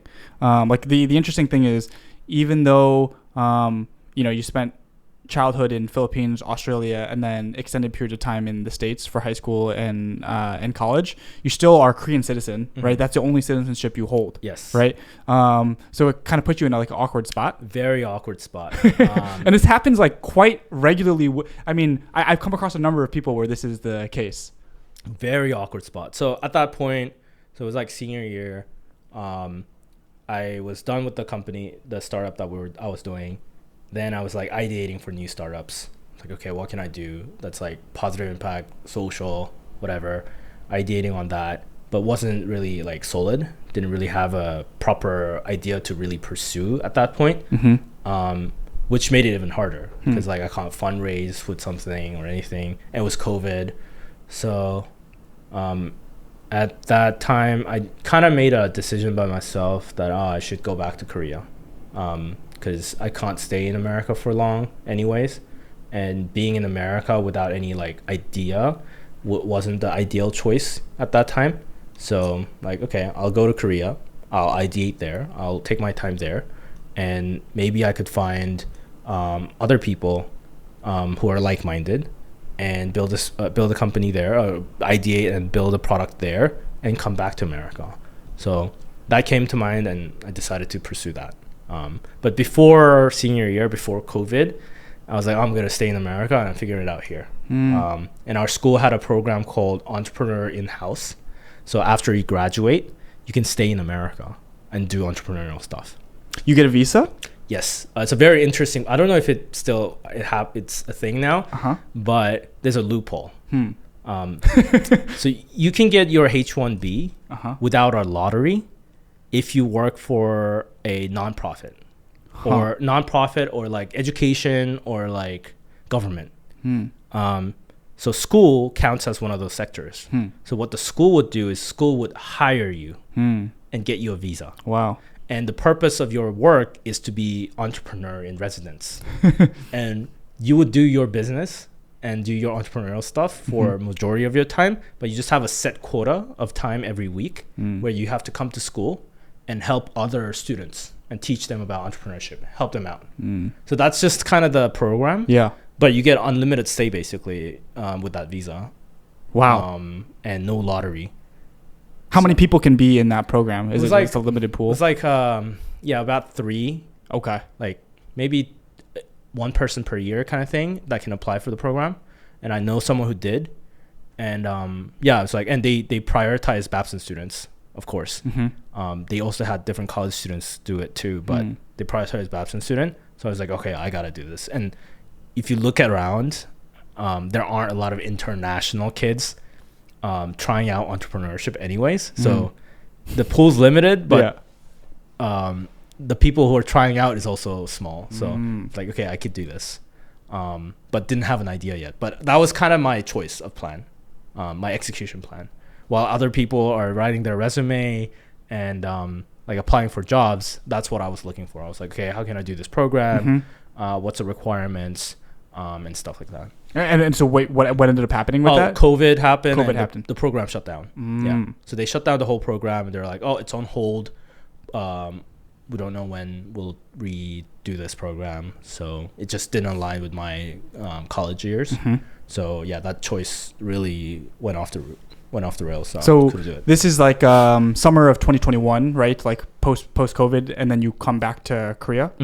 And your thought process was you're just going to ideate and try and figure out what new business you were going to launch? I just wanted to take the opportunity and see if what I can make it most of it. So, okay, I knew I had to come back to Korea. Just wanted to scope myself and kind of build a narrative that works well. So I built a few narratives. I was like, oh, I'm exposed to Western cultures. I'm exposed to global cultures. So I bring in a very fresh perspective that Koreans don't have, and an opportunity to really go global, go to American market. So that was one edge that I was like holding myself to. Then the second thing is like, but I also know Korea. I have understanding of the Korean culture and Korean ecosystem, and I can put that together. And lastly, by putting that together, maybe I can build a new narrative of, instead of Koreans building American products for Korean market, maybe I can build a Korean product in the American market. It's kind of flipping it around, which is like a very fresh perspective that Koreans never thought about. So that was my narrative coming in. Okay, I knew I'm going to make a product for America, but what can make it unique and new being in Korea? And that was my spin on it. So I came back and started just looking for Korean ideas, which I think can be global. So I was like, okay, what are some Korean things that are there? I'm just like searching a bunch of things. So yeah, that was the objective. Yeah, coming in. And when you came back, like, I mean, 6 years you spent in Korea, you were very young, right? But then like the next 15, 16 years were outside of Korea for the most part, right? Yeah. So it must have been somewhat of an adjustment coming back? Or? It was an adjustment, but it was also not really, because my friends were Korean, and I had that college period of like getting exposed to the Korean culture a bit, which is also not the Korean culture. It was like the international version of the Korean culture. Right. But I was exposed to that. So transition wasn't like, wow, it's new. Mm-hmm. It was definitely new, but it wasn't like a sudden new. Now, was that just the you having many Korean friends at Babson, just kind of a coincidental thing? Or was it also like in the back of your mind, like, I'm a Korean citizen, there's a possibility I'll be back in Korea, maybe I should make some more Korean friends? No, actually there was none of that. Yeah. It was more like the realization that I had, the cultural understanding of like setting who I am up in high school made me more open to exposure of both cultures. Mm-hmm. So I was not shying myself away from the Korean culture when I got to college. I was more embracing it. I think that was just the flow. Then I was going back to Korea for breaks more. So I was like, oh, I have more friends to hang out in Korea, which just aligned everything. Yeah. So, but me eventually being in Korea was never an equation. Yeah. Now at the beginning of the podcast, you had mentioned that you are working on a consumer social app, right? But then you also had the bars that you're running. Yeah. When you came back to Korea, where in the timeline does that start? So yes, I did have that transition, the easier transition to Korean culture, but still I had no connection other than my college friends. And I had no connections to the startup ecosystem or just the business ecosystem of Korea. But I still wanted to be exposed. But COVID and everything, it was making it harder to meet people and getting connected, events and stuff. Yes. So I'm like, okay, what can I do? What can I get myself in there? Even though I don't have an idea yet, but I need to still do something, make money, and make an income out of it. Okay, I like drinking. I like hanging out with people. I like getting people together. Maybe I should open a bar. And at that time, I was just surveying the market, the Korean economy, and what was trending and what people are drinking and stuff like that. Realized that people really liked going out and drinking whiskey at that time and wine at that time. So like, okay, maybe I should open a bar. So that's kind of the connection where I'll open a bar because it will make money. It's trending. It's a good business, but also it's a place to connect people, and it's a place for me to understand the Korean culture in a deeper level and understand the startup and the business ecosystem a little better. So it was just all that coming together, and decided to open a bar. Yeah. Wow. And you had no experience doing this before? No. Absolutely no brick and mortar business experience. Yeah. The only thing was, so the wine bar was actually ran by my mom. So she opened it like at the start of COVID, which is actually right before COVID. So my junior year of college. But she has like brick and mortar experience, but it was like 10-15-year-old experience. It was a very different time now, right, with the social media channels and everything. So she didn't know how to like market and what was right for the current Korean I guess market. So I helped her out with that. So I consulted her in terms of the menu, the wine list, and how to do social media marketing and all that stuff, which got me warmed up to what it feels like to do brick and mortar business in Korea. And whenever I came back to Korea, I would always like help her out run the business. So I think that gave me a good enough experience for me to just kickstart that with a little bit of experience there. And also the connections of like supplying liquors, wine liquor suppliers. Also, some of them also supply whiskey. So that also came over really handy, having that connection. And the amount of like understanding of the wine market, the whiskey market, like running a bar in Korea, or just like running a bar in general, like when you were in college, did you like frequently go to bars, or did you have friends that ran bars, or like seems kind of like a crazy thing for me to think that you just come back to Korea after not really having spent much time like really here, and then you just decide to open your own bar? I think it might be just in our DNA. I don't know. Like we're very like reckless family and just do it. Yeah. Because my my family just they're not big into wines. They were never big into wines, and I was the first one who was like first one of the family member who really got into wine. Mm-hmm. So in college, my best friend loved wine, and he basically taught me wine. And it was just like cheap wine in America, like go to markets and drink like a bottle like every week kind of thing, just to learn. But that was about it. I wasn't like a connoisseur, like going crazy with wine, buying expensive wines, or learning the ins and outs of wine. I didn't even know like terroirs and stuff. But our family is just like, you open and you learn. You open a business and you learn how to function that business and the ins and outs of it. So we opened a wine bar without knowing wine. Wow. We opened a whiskey bar without knowing whiskey. Wow. Yeah. I had no idea of like different details of whiskey. I knew I like whiskey. Yeah. I knew there were like bourbons and single malts, but I didn't know there were that many varieties of whiskey until I opened it. So I opened it, was researching different bottles that I have to have on the bar, going to different bars in Korea and figuring out what sells well. That was my way of learning what whiskeys are, basically. So I wasn't an expert in the beginning, which is a very unconventional way, but we just go for opportunity. Like our family's always been like, we don't know that industry, we're not an expert, but we see an opportunity, we'll drive in. So, yeah. So this is it's been about 3 years now, with over 3 years since you've been running the 4 bars? years. 4 years.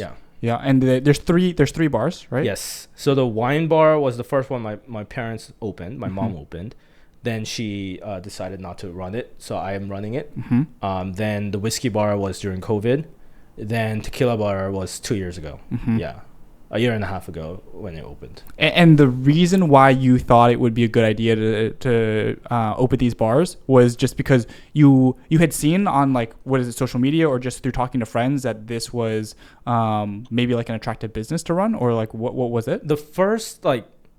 I knew I needed to the easiest thing to do, or the quickest and the easiest thing to do at that moment when I was in Korea, was a brick and mortar business, something that I could like get hands on, meet people.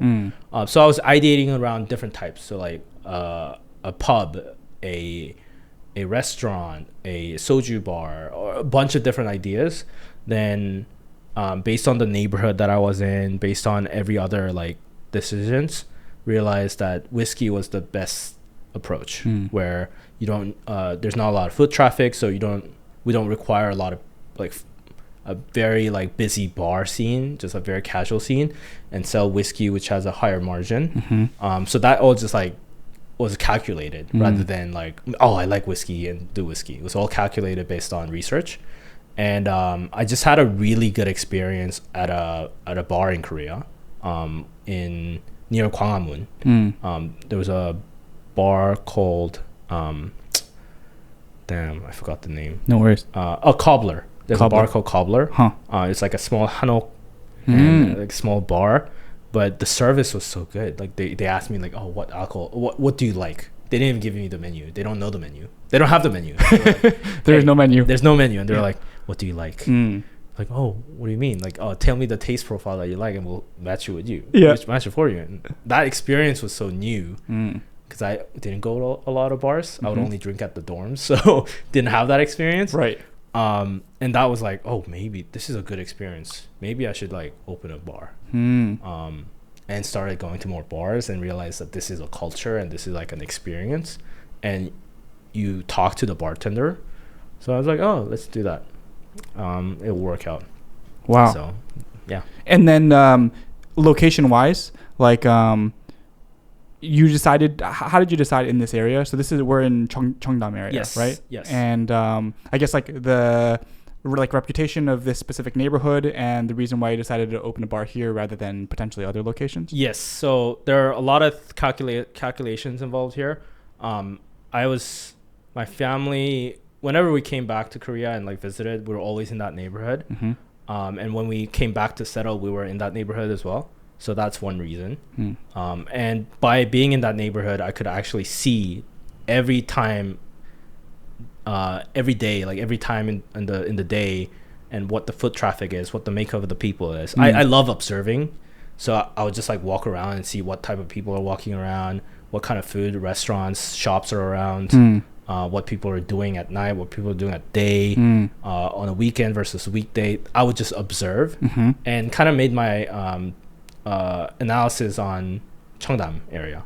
So there's 4 quadrants in Cheongdam, and they all have a very different vibe. And there's only one quadrant that's like a bustling, like foot traffic, all the restaurant scene. And there's 3 other quadrants that's more residential. And we're in a quadrant that's right across from the bustling, like lively place, kind of residential, but it had that like a little bit of connection to the other side of it, and had really expensive small restaurants that are in that neighborhood. So my thinking was, it's definitely cheaper in rent compared to the other side because it's less foot traffic, and there are a lot of people who are coming in to get dinners, like through car. Like they come in, valet, get a very expensive meal, and they leave. And they always look for seconds. Like, oh, where do I want to hang out after? Like they're on a date, they go to an expensive restaurant, they always go to a bar after. But they're like, oh, what bar should I go? And there are no bars in that neighborhood. We're like the only bar in the neighborhood. So that was kind of the calculation. Yep. And the third thing is Cheongdam, the neighborhood, has its name, right? So people expect a certain price. So I could charge the same price as the street across, but we have a lower fixed cost. So that was also into calculation. So that's why we chose that street over the street across. I see. I was looking for different places there too, where I can open a bar, but the rent prices were like too much compared to here. Yep. So I was like, okay, yeah, I just do it here.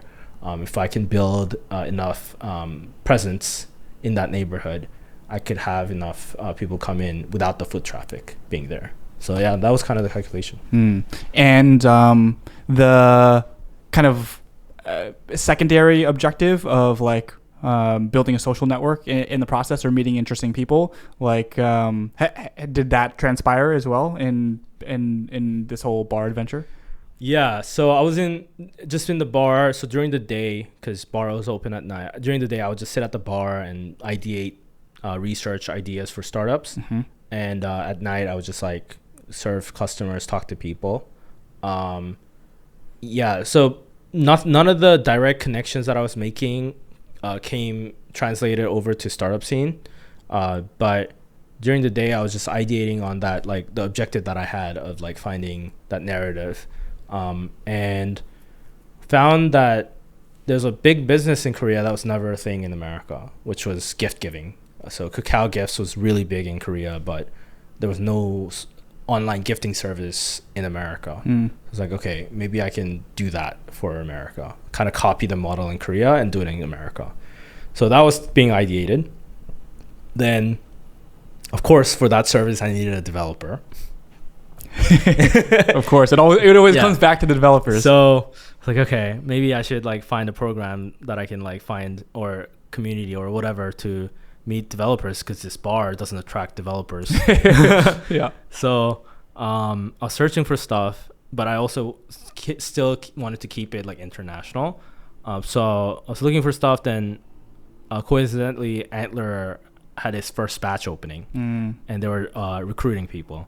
So I was like, oh, I'll apply, and applied just like on a whim, and they wanted to interview me. So I went on an interview, and I thought the program was pretty cool, getting exactly fitted for what I'm looking for, because their whole ethos is to go in a very early stage where they don't have a team and just an idea, and make team together in the first phase and build it out in the second phase.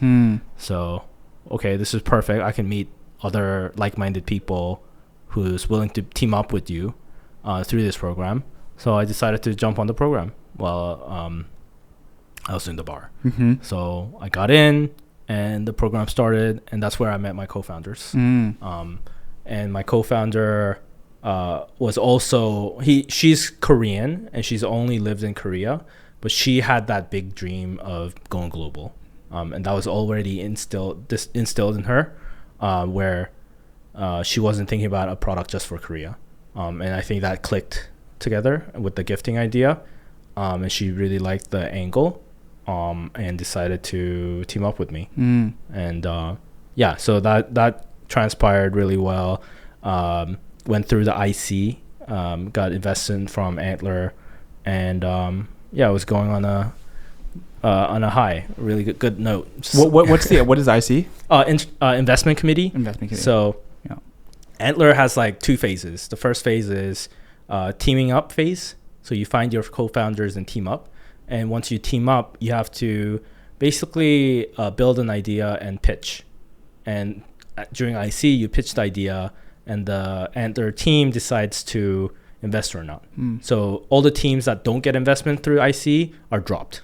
So they leave the program. And the teams that get investment go to the next phase. And the next phase is build out the product, and go to market and everything, and go through a pitch day, demo day. And through demo day, you raise money, next funding. Yeah, so that's kind of the playbook for Antler, and we went through that. So it was like one of the most exciting, busiest times going through that program. And of course, it was the first batch, so they wanted to do a very granular, like very cool pitch demo day thing. So they rented coex like hall and decided to do a huge demo day and publicize everything. Had all the VCs of Korea come in, and media coverage everywhere. Wow. Yeah, I was on newspaper everywhere. That's crazy. Yeah, it's crazy. How much did you know about startup ecosystem in Seoul? Oh, zero. You didn't know anything Zero. about it. Wow. So Antler was my first exposure to Korean startup ecosystem, and through that, I was hearing from other founders in that program about the Korean ecosystem, and didn't really know about the VC world at all until I went through the demo day. So I went through the demo day, and it was great, like really publicizing and really like nailing down the narrative, and we were a hit. Like a lot of people were really interested in our product and our service, and they really, I guess, resonated with it. And I think it was easier because it was a very native idea to them, to all the crowd, especially the VCs and the viewers who were there, attendees that were there. They just saw it as, oh my God, America doesn't have this? Wow, America's like 50 times bigger than Korea. Oh my God, the market size is crazy. Yeah. So we just nailed in that idea in the pitch and my like a whole demo day, and we just had so many people come to our booth, just like, oh my God, what is this? And a bunch of VCs come in as well, and that's where I got like a week's worth of VC scheduled up, like just to meet all of them. Yeah, and that's when I was like firsthand exposed to Korean VC experience. And that was a very interesting experience. Yeah. Wow. What happened from there? Do you end up raising any capital from VCs and deciding to continue to pursue that idea? Or? Yeah. So it was a very interesting phase in the economy, I guess. It was going down from the hype of VC funding in general? Yeah. So in the 2021 and 2022, there was like a huge bubble, I guess, of people like really pouring money into like startups as a new funding, new way to invest, especially in Korea and America as well, but especially in Korea. Then in 2023, kind of like hit the downturn, and we were like the start of 2023, and they were all talking about like recession. It still hasn't come, but everyone was talking about recession back then. We're like, oh my God, no one's gonna invest. But Antler had its high hopes. Antler's whole thing was we go early, and the VCs will invest on the next phase. But the Korean VCs didn't like that. They were like, oh, Antler came at a super low valuation. Why did the value increase 3x after only 3 months? They didn't get it. So Antler told us to raise funds at a certain valuation. Right. But when we were going around at that valuation, right, all the VCs are like, that's too expensive, or we don't invest at that valuation. You just got investment from Antler. Like they would ask us what the valuation Antler was at. So it was a very interesting political thing that we somehow got involved, but also the economy itself wasn't that good of a situation, and we were the only like consumer company that was trying to raise money. which was also kind of on a weird cycle because America had its so in America the whole like traditional like social media marketing wasn't getting enough returns as before. The click rates and the conversions weren't that good because of the data stuff that iOS was doing. So Meta wasn't accruing a lot of good data to target users well. So it just didn't go well there. So the investors in Korea were kind of reluctant to put money in at a high valuation, and I didn't want to at that point didn't like decrease the valuation to a certain level. Right. But very interestingly, all they were saying, because I was also raising in America, was if you get any investor in America to invest at a certain valuation, we'll put any money in. The Korean VCs were saying this? Yeah, the Korean VCs were saying this. Because I think they were just like, I don't know America, but if someone in America believes in it, I'll put it in. Interesting. I think that was kind of the mindset. It kind of makes sense. So no one wanted to put the first check in. They were always just waiting for the American VCs to invest. Yeah. So that really delayed the funding and everything. And at that point, we're also trying to make our product and really think about the business model a little more, and realize that the market and everything, and also the business model itself being a marketplace wouldn't have transpired really well because it's a very low margin business. But gift giving is a very specific occasion. So for people to think about our product for gift giving, we would have to have them experience our product at least 3 times. For gifting, we have to go this product. But that gap required a lot of marketing, and would try a lot of like aggressive, like viral product marketing, and people would come in for that product, but they wouldn't like retain for the main product. So like maybe this is not the right approach. So that was all transpiring as we were fundraising, and fundraising was getting delayed.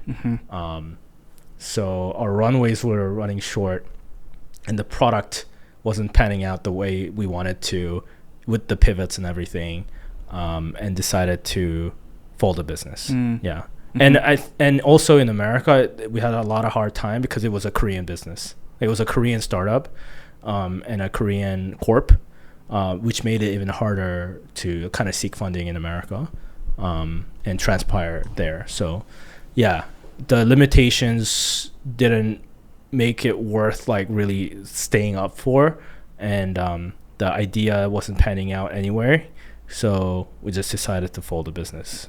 And when was this roughly that you guys kind of this was summer of 2023. Summer of 2023. Okay, so 2 years ago. So we folded the business, and we decided like we didn't have an idea, we didn't have a product, we didn't have a team now. And the team, we decided to take a break. So we all took a break, kind of thought about it. But while we were taking a break, angel investor from America reached out. So I met him while I was like going on fundraising in America. I got him connected through another VC, but he really liked the overall angle of what I wanted to do, like the big mission, the social angle, and my outlook on the social stuff and what I want to pursue. And I told him like, I think I want to do this. I want to do the social stuff, but I don't have an idea yet. But he's still kind of like, okay, I can put money in. I could believe in you. And if you can put back the team together, I'll invest. And you can start again in America. So the same idea, very different idea. Very different idea. So the idea was to move away from commerce and build a true, pure like social product, social consumer product. And we didn't have a product or any idea yet, but he believed in us and the team and our vision and passion towards it. So I put back the team together, like, okay, if we put it back together, we can go to America and we can get funding from him. So, okay, let's do that. We got funding together and decided to go to America. It was you and I think you mentioned one other co-founder, but there's more people involved. So I met the one co-founder at Antler, and I met the second co-founder through her. So she was in a little gathering, like startup founder gathering people, like project people. And there was one guy there who was a developer background, who was kind of tinkering himself, doing small projects for himself. But he seemed interested in the gifting idea. So he joined the team, and and we became like a team together. Then once we dissolved and put it back together, he also wanted to keep going with the product, so with the team. So I put back the team together and moved to America to launch a product. So we left to America for 3 months. You guys were in the US for 3 months? 3 months, just like building and trying to ship a product at a college. And we were building a social app. So we wanted to build a college-based social app. So it's basically, do you know Foursquare? I don't. Do you know Zenly, like Snap Maps? No, I don't know many of the social apps. They're all this like map-based social apps. Okay. Where it's like kind of like Find My, but for your college. And you don't like share your location 24/7. It's more like you check into places. So if I'm like on a weekend at a frat party, I check into that frat party, and you can kind of see on the map if people check in, what everyone's up to. Like, where it's very like where the heat map is. I want to hang out there too, kind of thing. So I wanted to build that social app, and we were building it, and it was really hard building a map-based app, but also trying to make that viral and there's like a lot of pitfalls to college-based apps. You have to seed each school one by one, because one school doesn't transfer over to the next school, because one school caps at that school, because you are not going to use the same product with a kid, your friend from a different school, because it's only for your school. And we realized that there's a lot of hard seeding problems. You have to seed at every school, and that would cost a lot of money and a lot of efforts. So we kind of pivoted out of that. We tested it out. It didn't work. Pivoted out. Decided to do something that's like less hard seeding, and that could naturally spread, not college bounded. Could be started at college, but doesn't have to be college bounded, and spreads naturally across to different people. So we kind of pivoted out of that from there and started going back to the drawing boards and really think about what makes social retentive and what's missing in the current market, and how can we do better. And what's the problem that people are feeling. So. And where you guys landed, and the name of the app that you guys are working on is called currently it's called ZigZag. ZigZag. Yeah. Okay. And to what extent are you able to share? Because I know before we started recording, you're about to gear up for a few fun months, right? Like potentially in the US. I just wanted to so kind of like filling the gap after that map-based app. We went to drawing boards and looked at problems that we can solve, and we realized it still was content that was social. Like content triggers emotions, reactions, and interactions with people. So the first thing we wanted to create was a app called Flashback, which captures 1 second every time you capture something, and it stitches everything together and creates like a recap. But it's a daily recap. We call it a flashback. So every day you just take 1 second videos throughout the day, and after the day we create you a 1 second flashback of each scene, and it's a video you can share. So we created that, realized that video taking is not like a easy thing that people can do every day. And that changing that behavior is hard, and realized that people just don't have a lot of videos. Then we saw, because of that, we're like, oh, how about we just share each other's content? Like, what if we do something together and you're taking the video, you're taking the photo? What if I can just use that because I'm part of that experience? Then we moved to like photo sharing. Like, oh, what's the problem with photo sharing? Airdropping is too much work. Shared album is too much work. How can we make that easier?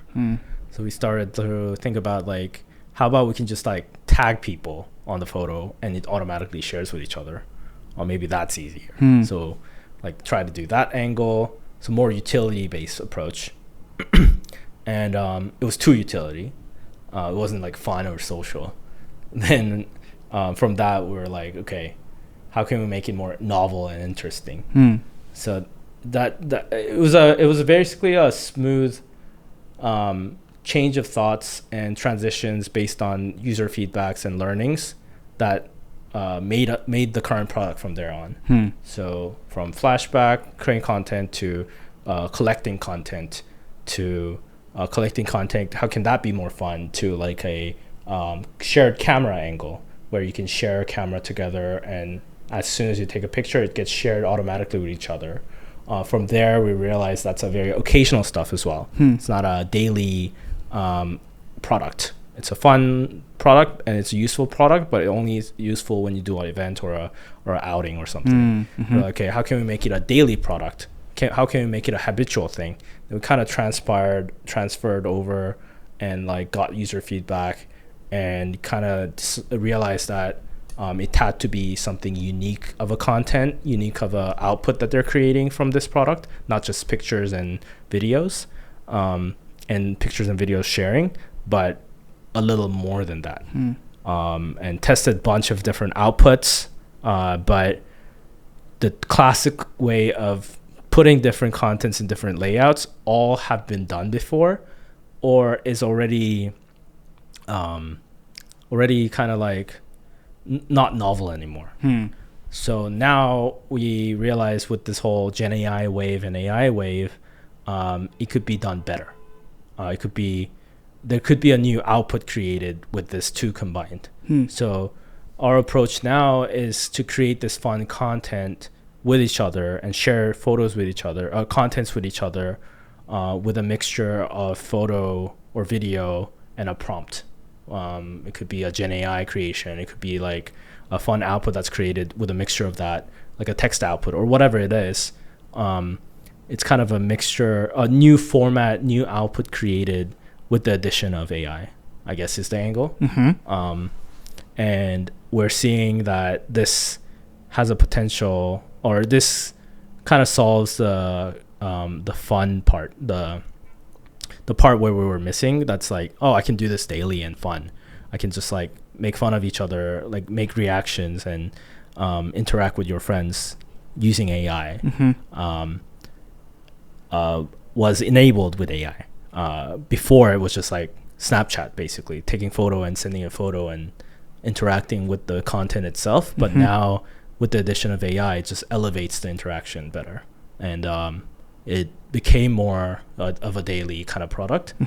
So yeah, we're kind of going in that angle now. And the current stage that it's at, like people that are interested in testing it out or using it, it's all beta phase at this point? Or you guys have a launch date set yet? No. So our launch date would be September, like for a public launch. But we're planning to test out with a bigger crowd over the summer. So we'll put our app on the App Store. Currently, it's not on the App Store. It's on test flight. We'll put it on the App Store and we'll kind of wall it off for invite codes only. But yeah, we'll have real life people testing it out at a bigger tester pool and really get feedback from there and see how it goes. Yeah, but we'll start content strategies and stuff this summer. And in terms of how you would like describe this in the arena of social apps today, like if you have like people still use, Facebook, Instagram, YouTube, Snapchat for various reasons, right? Do you think there's like another piece in the puzzle for like ZigZag of like it will be there, or would you view it as either like a complement or a substitute to one of these existing social apps? Yeah, I always say like people are very aggressive with their social, like a new social app is always aggressive with their strategy. They always say like anti-Instagram, anti-this, anti-that. But I don't see it that way. I see it as a complementary. So I see us as in a different field than them. So we're filling the shoe of what they were doing in the past.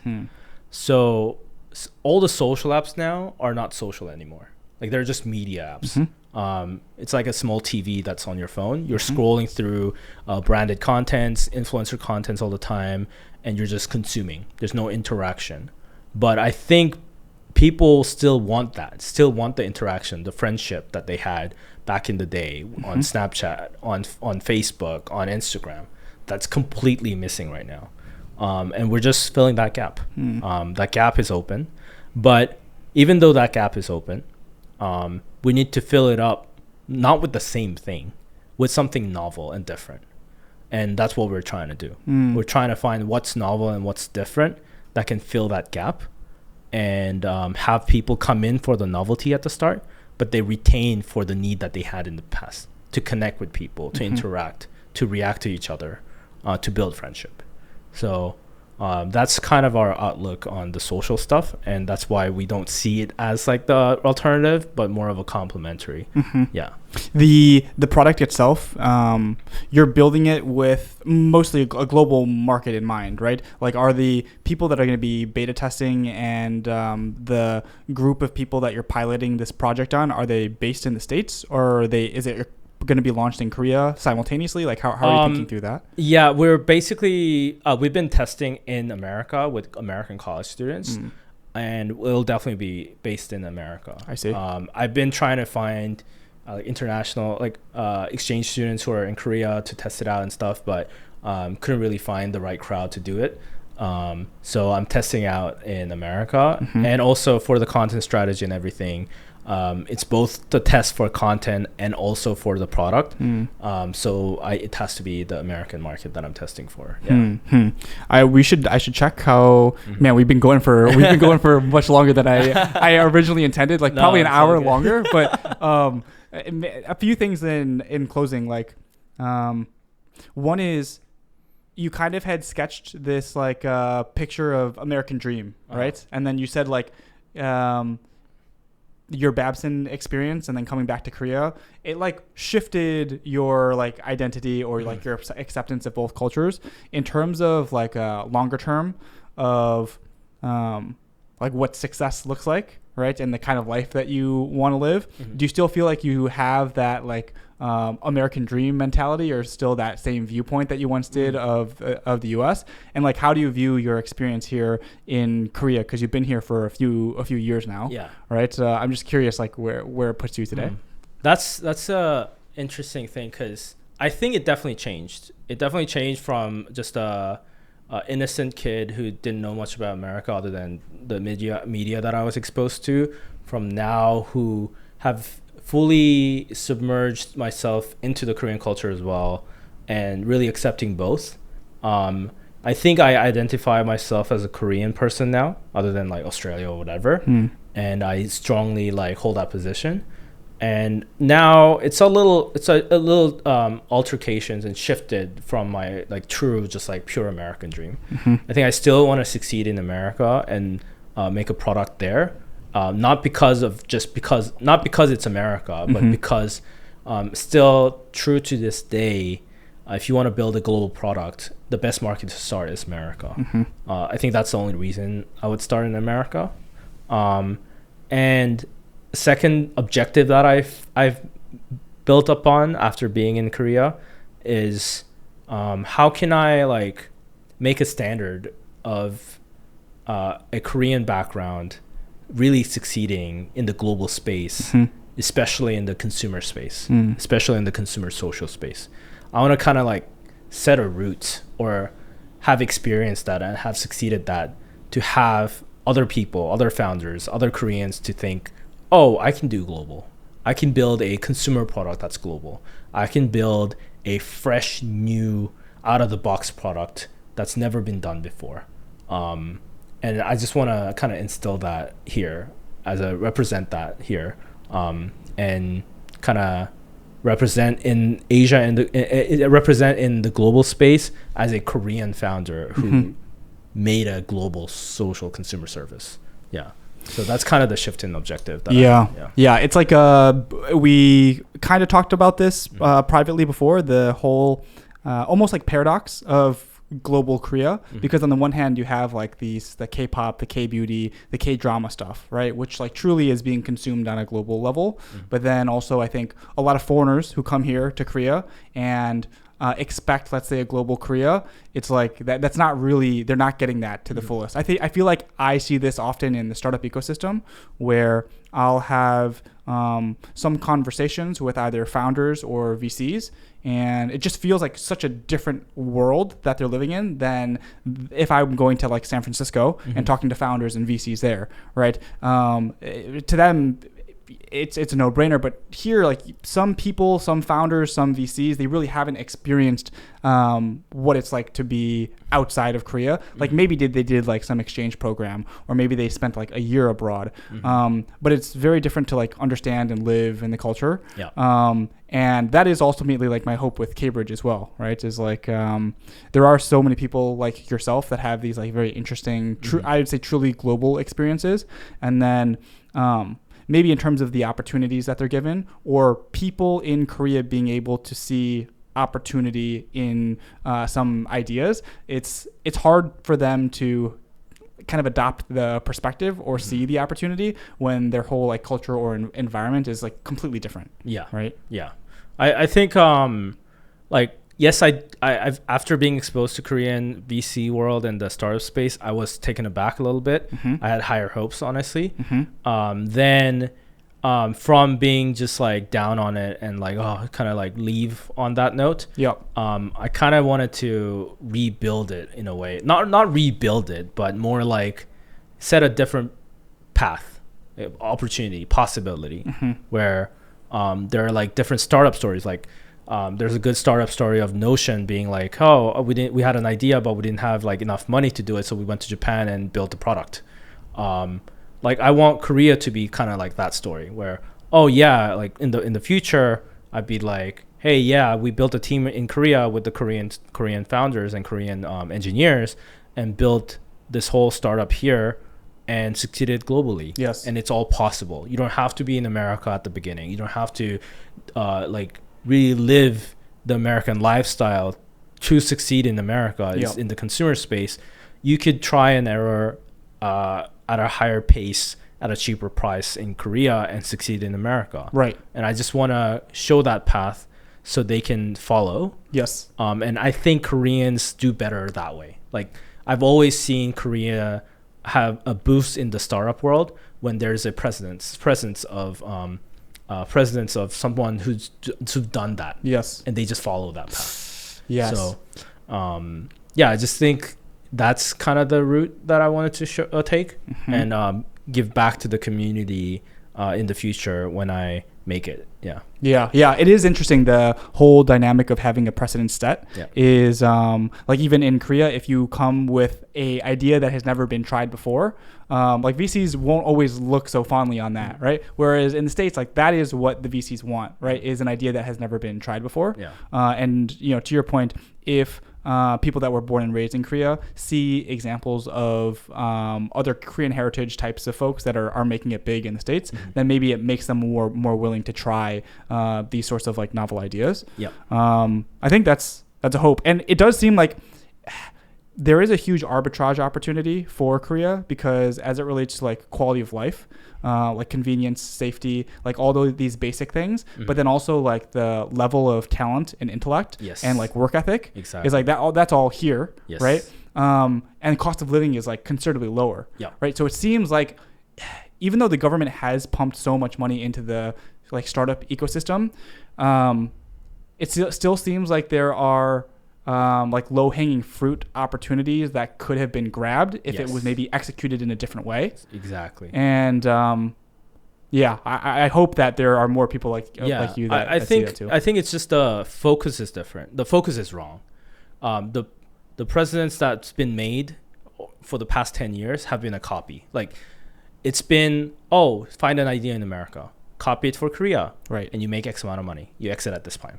So that's been the working mechanism and cycle that's been instilled in the Korean startup community, where every startup's effort, every founder's effort is to do that. And I think at this point currently, is starting to change a little bit. Mm-hmm. People are thinking differently a little bit. Mm-hmm. But there are still a lot of founders who are thinking that way. Like, Yep. oh, what's the startup in America that I can copy? Yep. I think that's the problem. And that problem is not just because of the founders, but it's also the VCs, because the VCs look for that. Right. So how do I prove this company could be X? Oh, yeah, we're just the Korean version of Uber. We're the Korean version of this. Right. Then it just makes sense, right? Yeah. So that I think that's starting to change with the whole AI wave coming in and the opportunities there. But it's so deeply ingrained that unless there's a different startup story, unless there's different roots of success that's been shown to the founders of Korea, Mm-hmm. I don't think it will change. Mm. But I've been seeing a little bit of hope, seeing a bunch of founders who are like super Korean, going through the A16Z speed run, going through YC in a Yep. very, very unconventional route, Mm. which is a very good thing. Yes. And that I want that to be more publicized for people to think, oh, I don't have to be good at English to apply for speed run. If I have a good idea and that's unique, and Americans see it as unique, and it's an AI idea, I can go for the speed run. I want that to be the success stories to be around, where all this brilliant minds of Korea start putting their efforts towards creating something novel, something unique, and unlock the possibilities rather than just copying something. Yeah. We've been going over 2 hours, and I probably could ask you so many other questions just about like your experience in Korea, like your perspective on like the future of the country, like cross-cultural stuff as well. Anything else that you wanted to close with that we didn't touch on? We covered a lot. I think it's pretty good in terms of coverage. I guess in terms of the future of Korea and future of like what I see in the startup space is I think there's a strong once in a lifetime opportunity with this AI wave, and everyone is basically at a starting point, especially in the consumer space, because all the models and all that other stuff is too far ahead. Infrastructure models is too far ahead for Korea to catch up. And I think the Korean government should not focus on that. That's too much effort, too much money, too late. But there's a whole new world of consumer application that has never been done before. And it's wide open. And there's so many American startups and American founders putting efforts day and night into that, finding something novel, creating some new novel products. If Korea puts more effort into that and focused on applications of AI rather than the infrastructure of AI, trying to follow America or China, I think it could turn into a completely new boom of Korean startup scene and Korean economy. And I think I hope the government and the people kind of realize that a little faster. I think that's my last comment. Do you come across other Korean founders that are working on consumer apps, or not really, just because they know that that's not really what VCs are? It's kind of hard, but I think it's interesting because there's some founders that are bootstrapping and kind of figuring out that in this current landscape, you don't really need funding from the beginning. You can find PMF and build a product, vibe code a product, build a product in the AI space, especially in consumer, and kind of take it from there. And of course, if you're in consumer and you have metrics, you can get funding. Yes, maybe Korean VCs might not be interested, but American VCs will definitely be interested if you can build a good narrative and good future potential for the product. So I think those success stories would definitely come out soon, and I've seen some cases already in Korean startups and Korean founders. And if it's just done right and replicated right, I think it could definitely be exploded here. And what Koreans do best is just follow the right path. If there's a right path, they'll just follow and work out. Well, Well, I'm glad you were able to. I appreciate you making the time here, sharing like so much of your background and your story. I found it very interesting. Oh, I had fun talking about it too. And I feel like it's exciting because still it's kind of like beginning of the journey for you in many respects too, right? Mm-hmm. Because you have this project. The next few months are going to be a few big months, and so. Maybe checking back in like 6 months, a year from now will be fun as well. Yeah, I'm also very excited for the year and the coming few months because a lot is gonna happen in terms of our product side. Yep. And I'm super excited for the product and the vision that we're trying to build. So, which is aligned with the big goal that I was just talking about in terms of the tech wave, the AI wave and everything. So yeah, I just want to see how it pans out, how my idea, my vision, and my outlook on AI come about in the end of the year. Yeah. Basically, yeah. Amazing. All right, Arthur, we'll end it there. Thank you.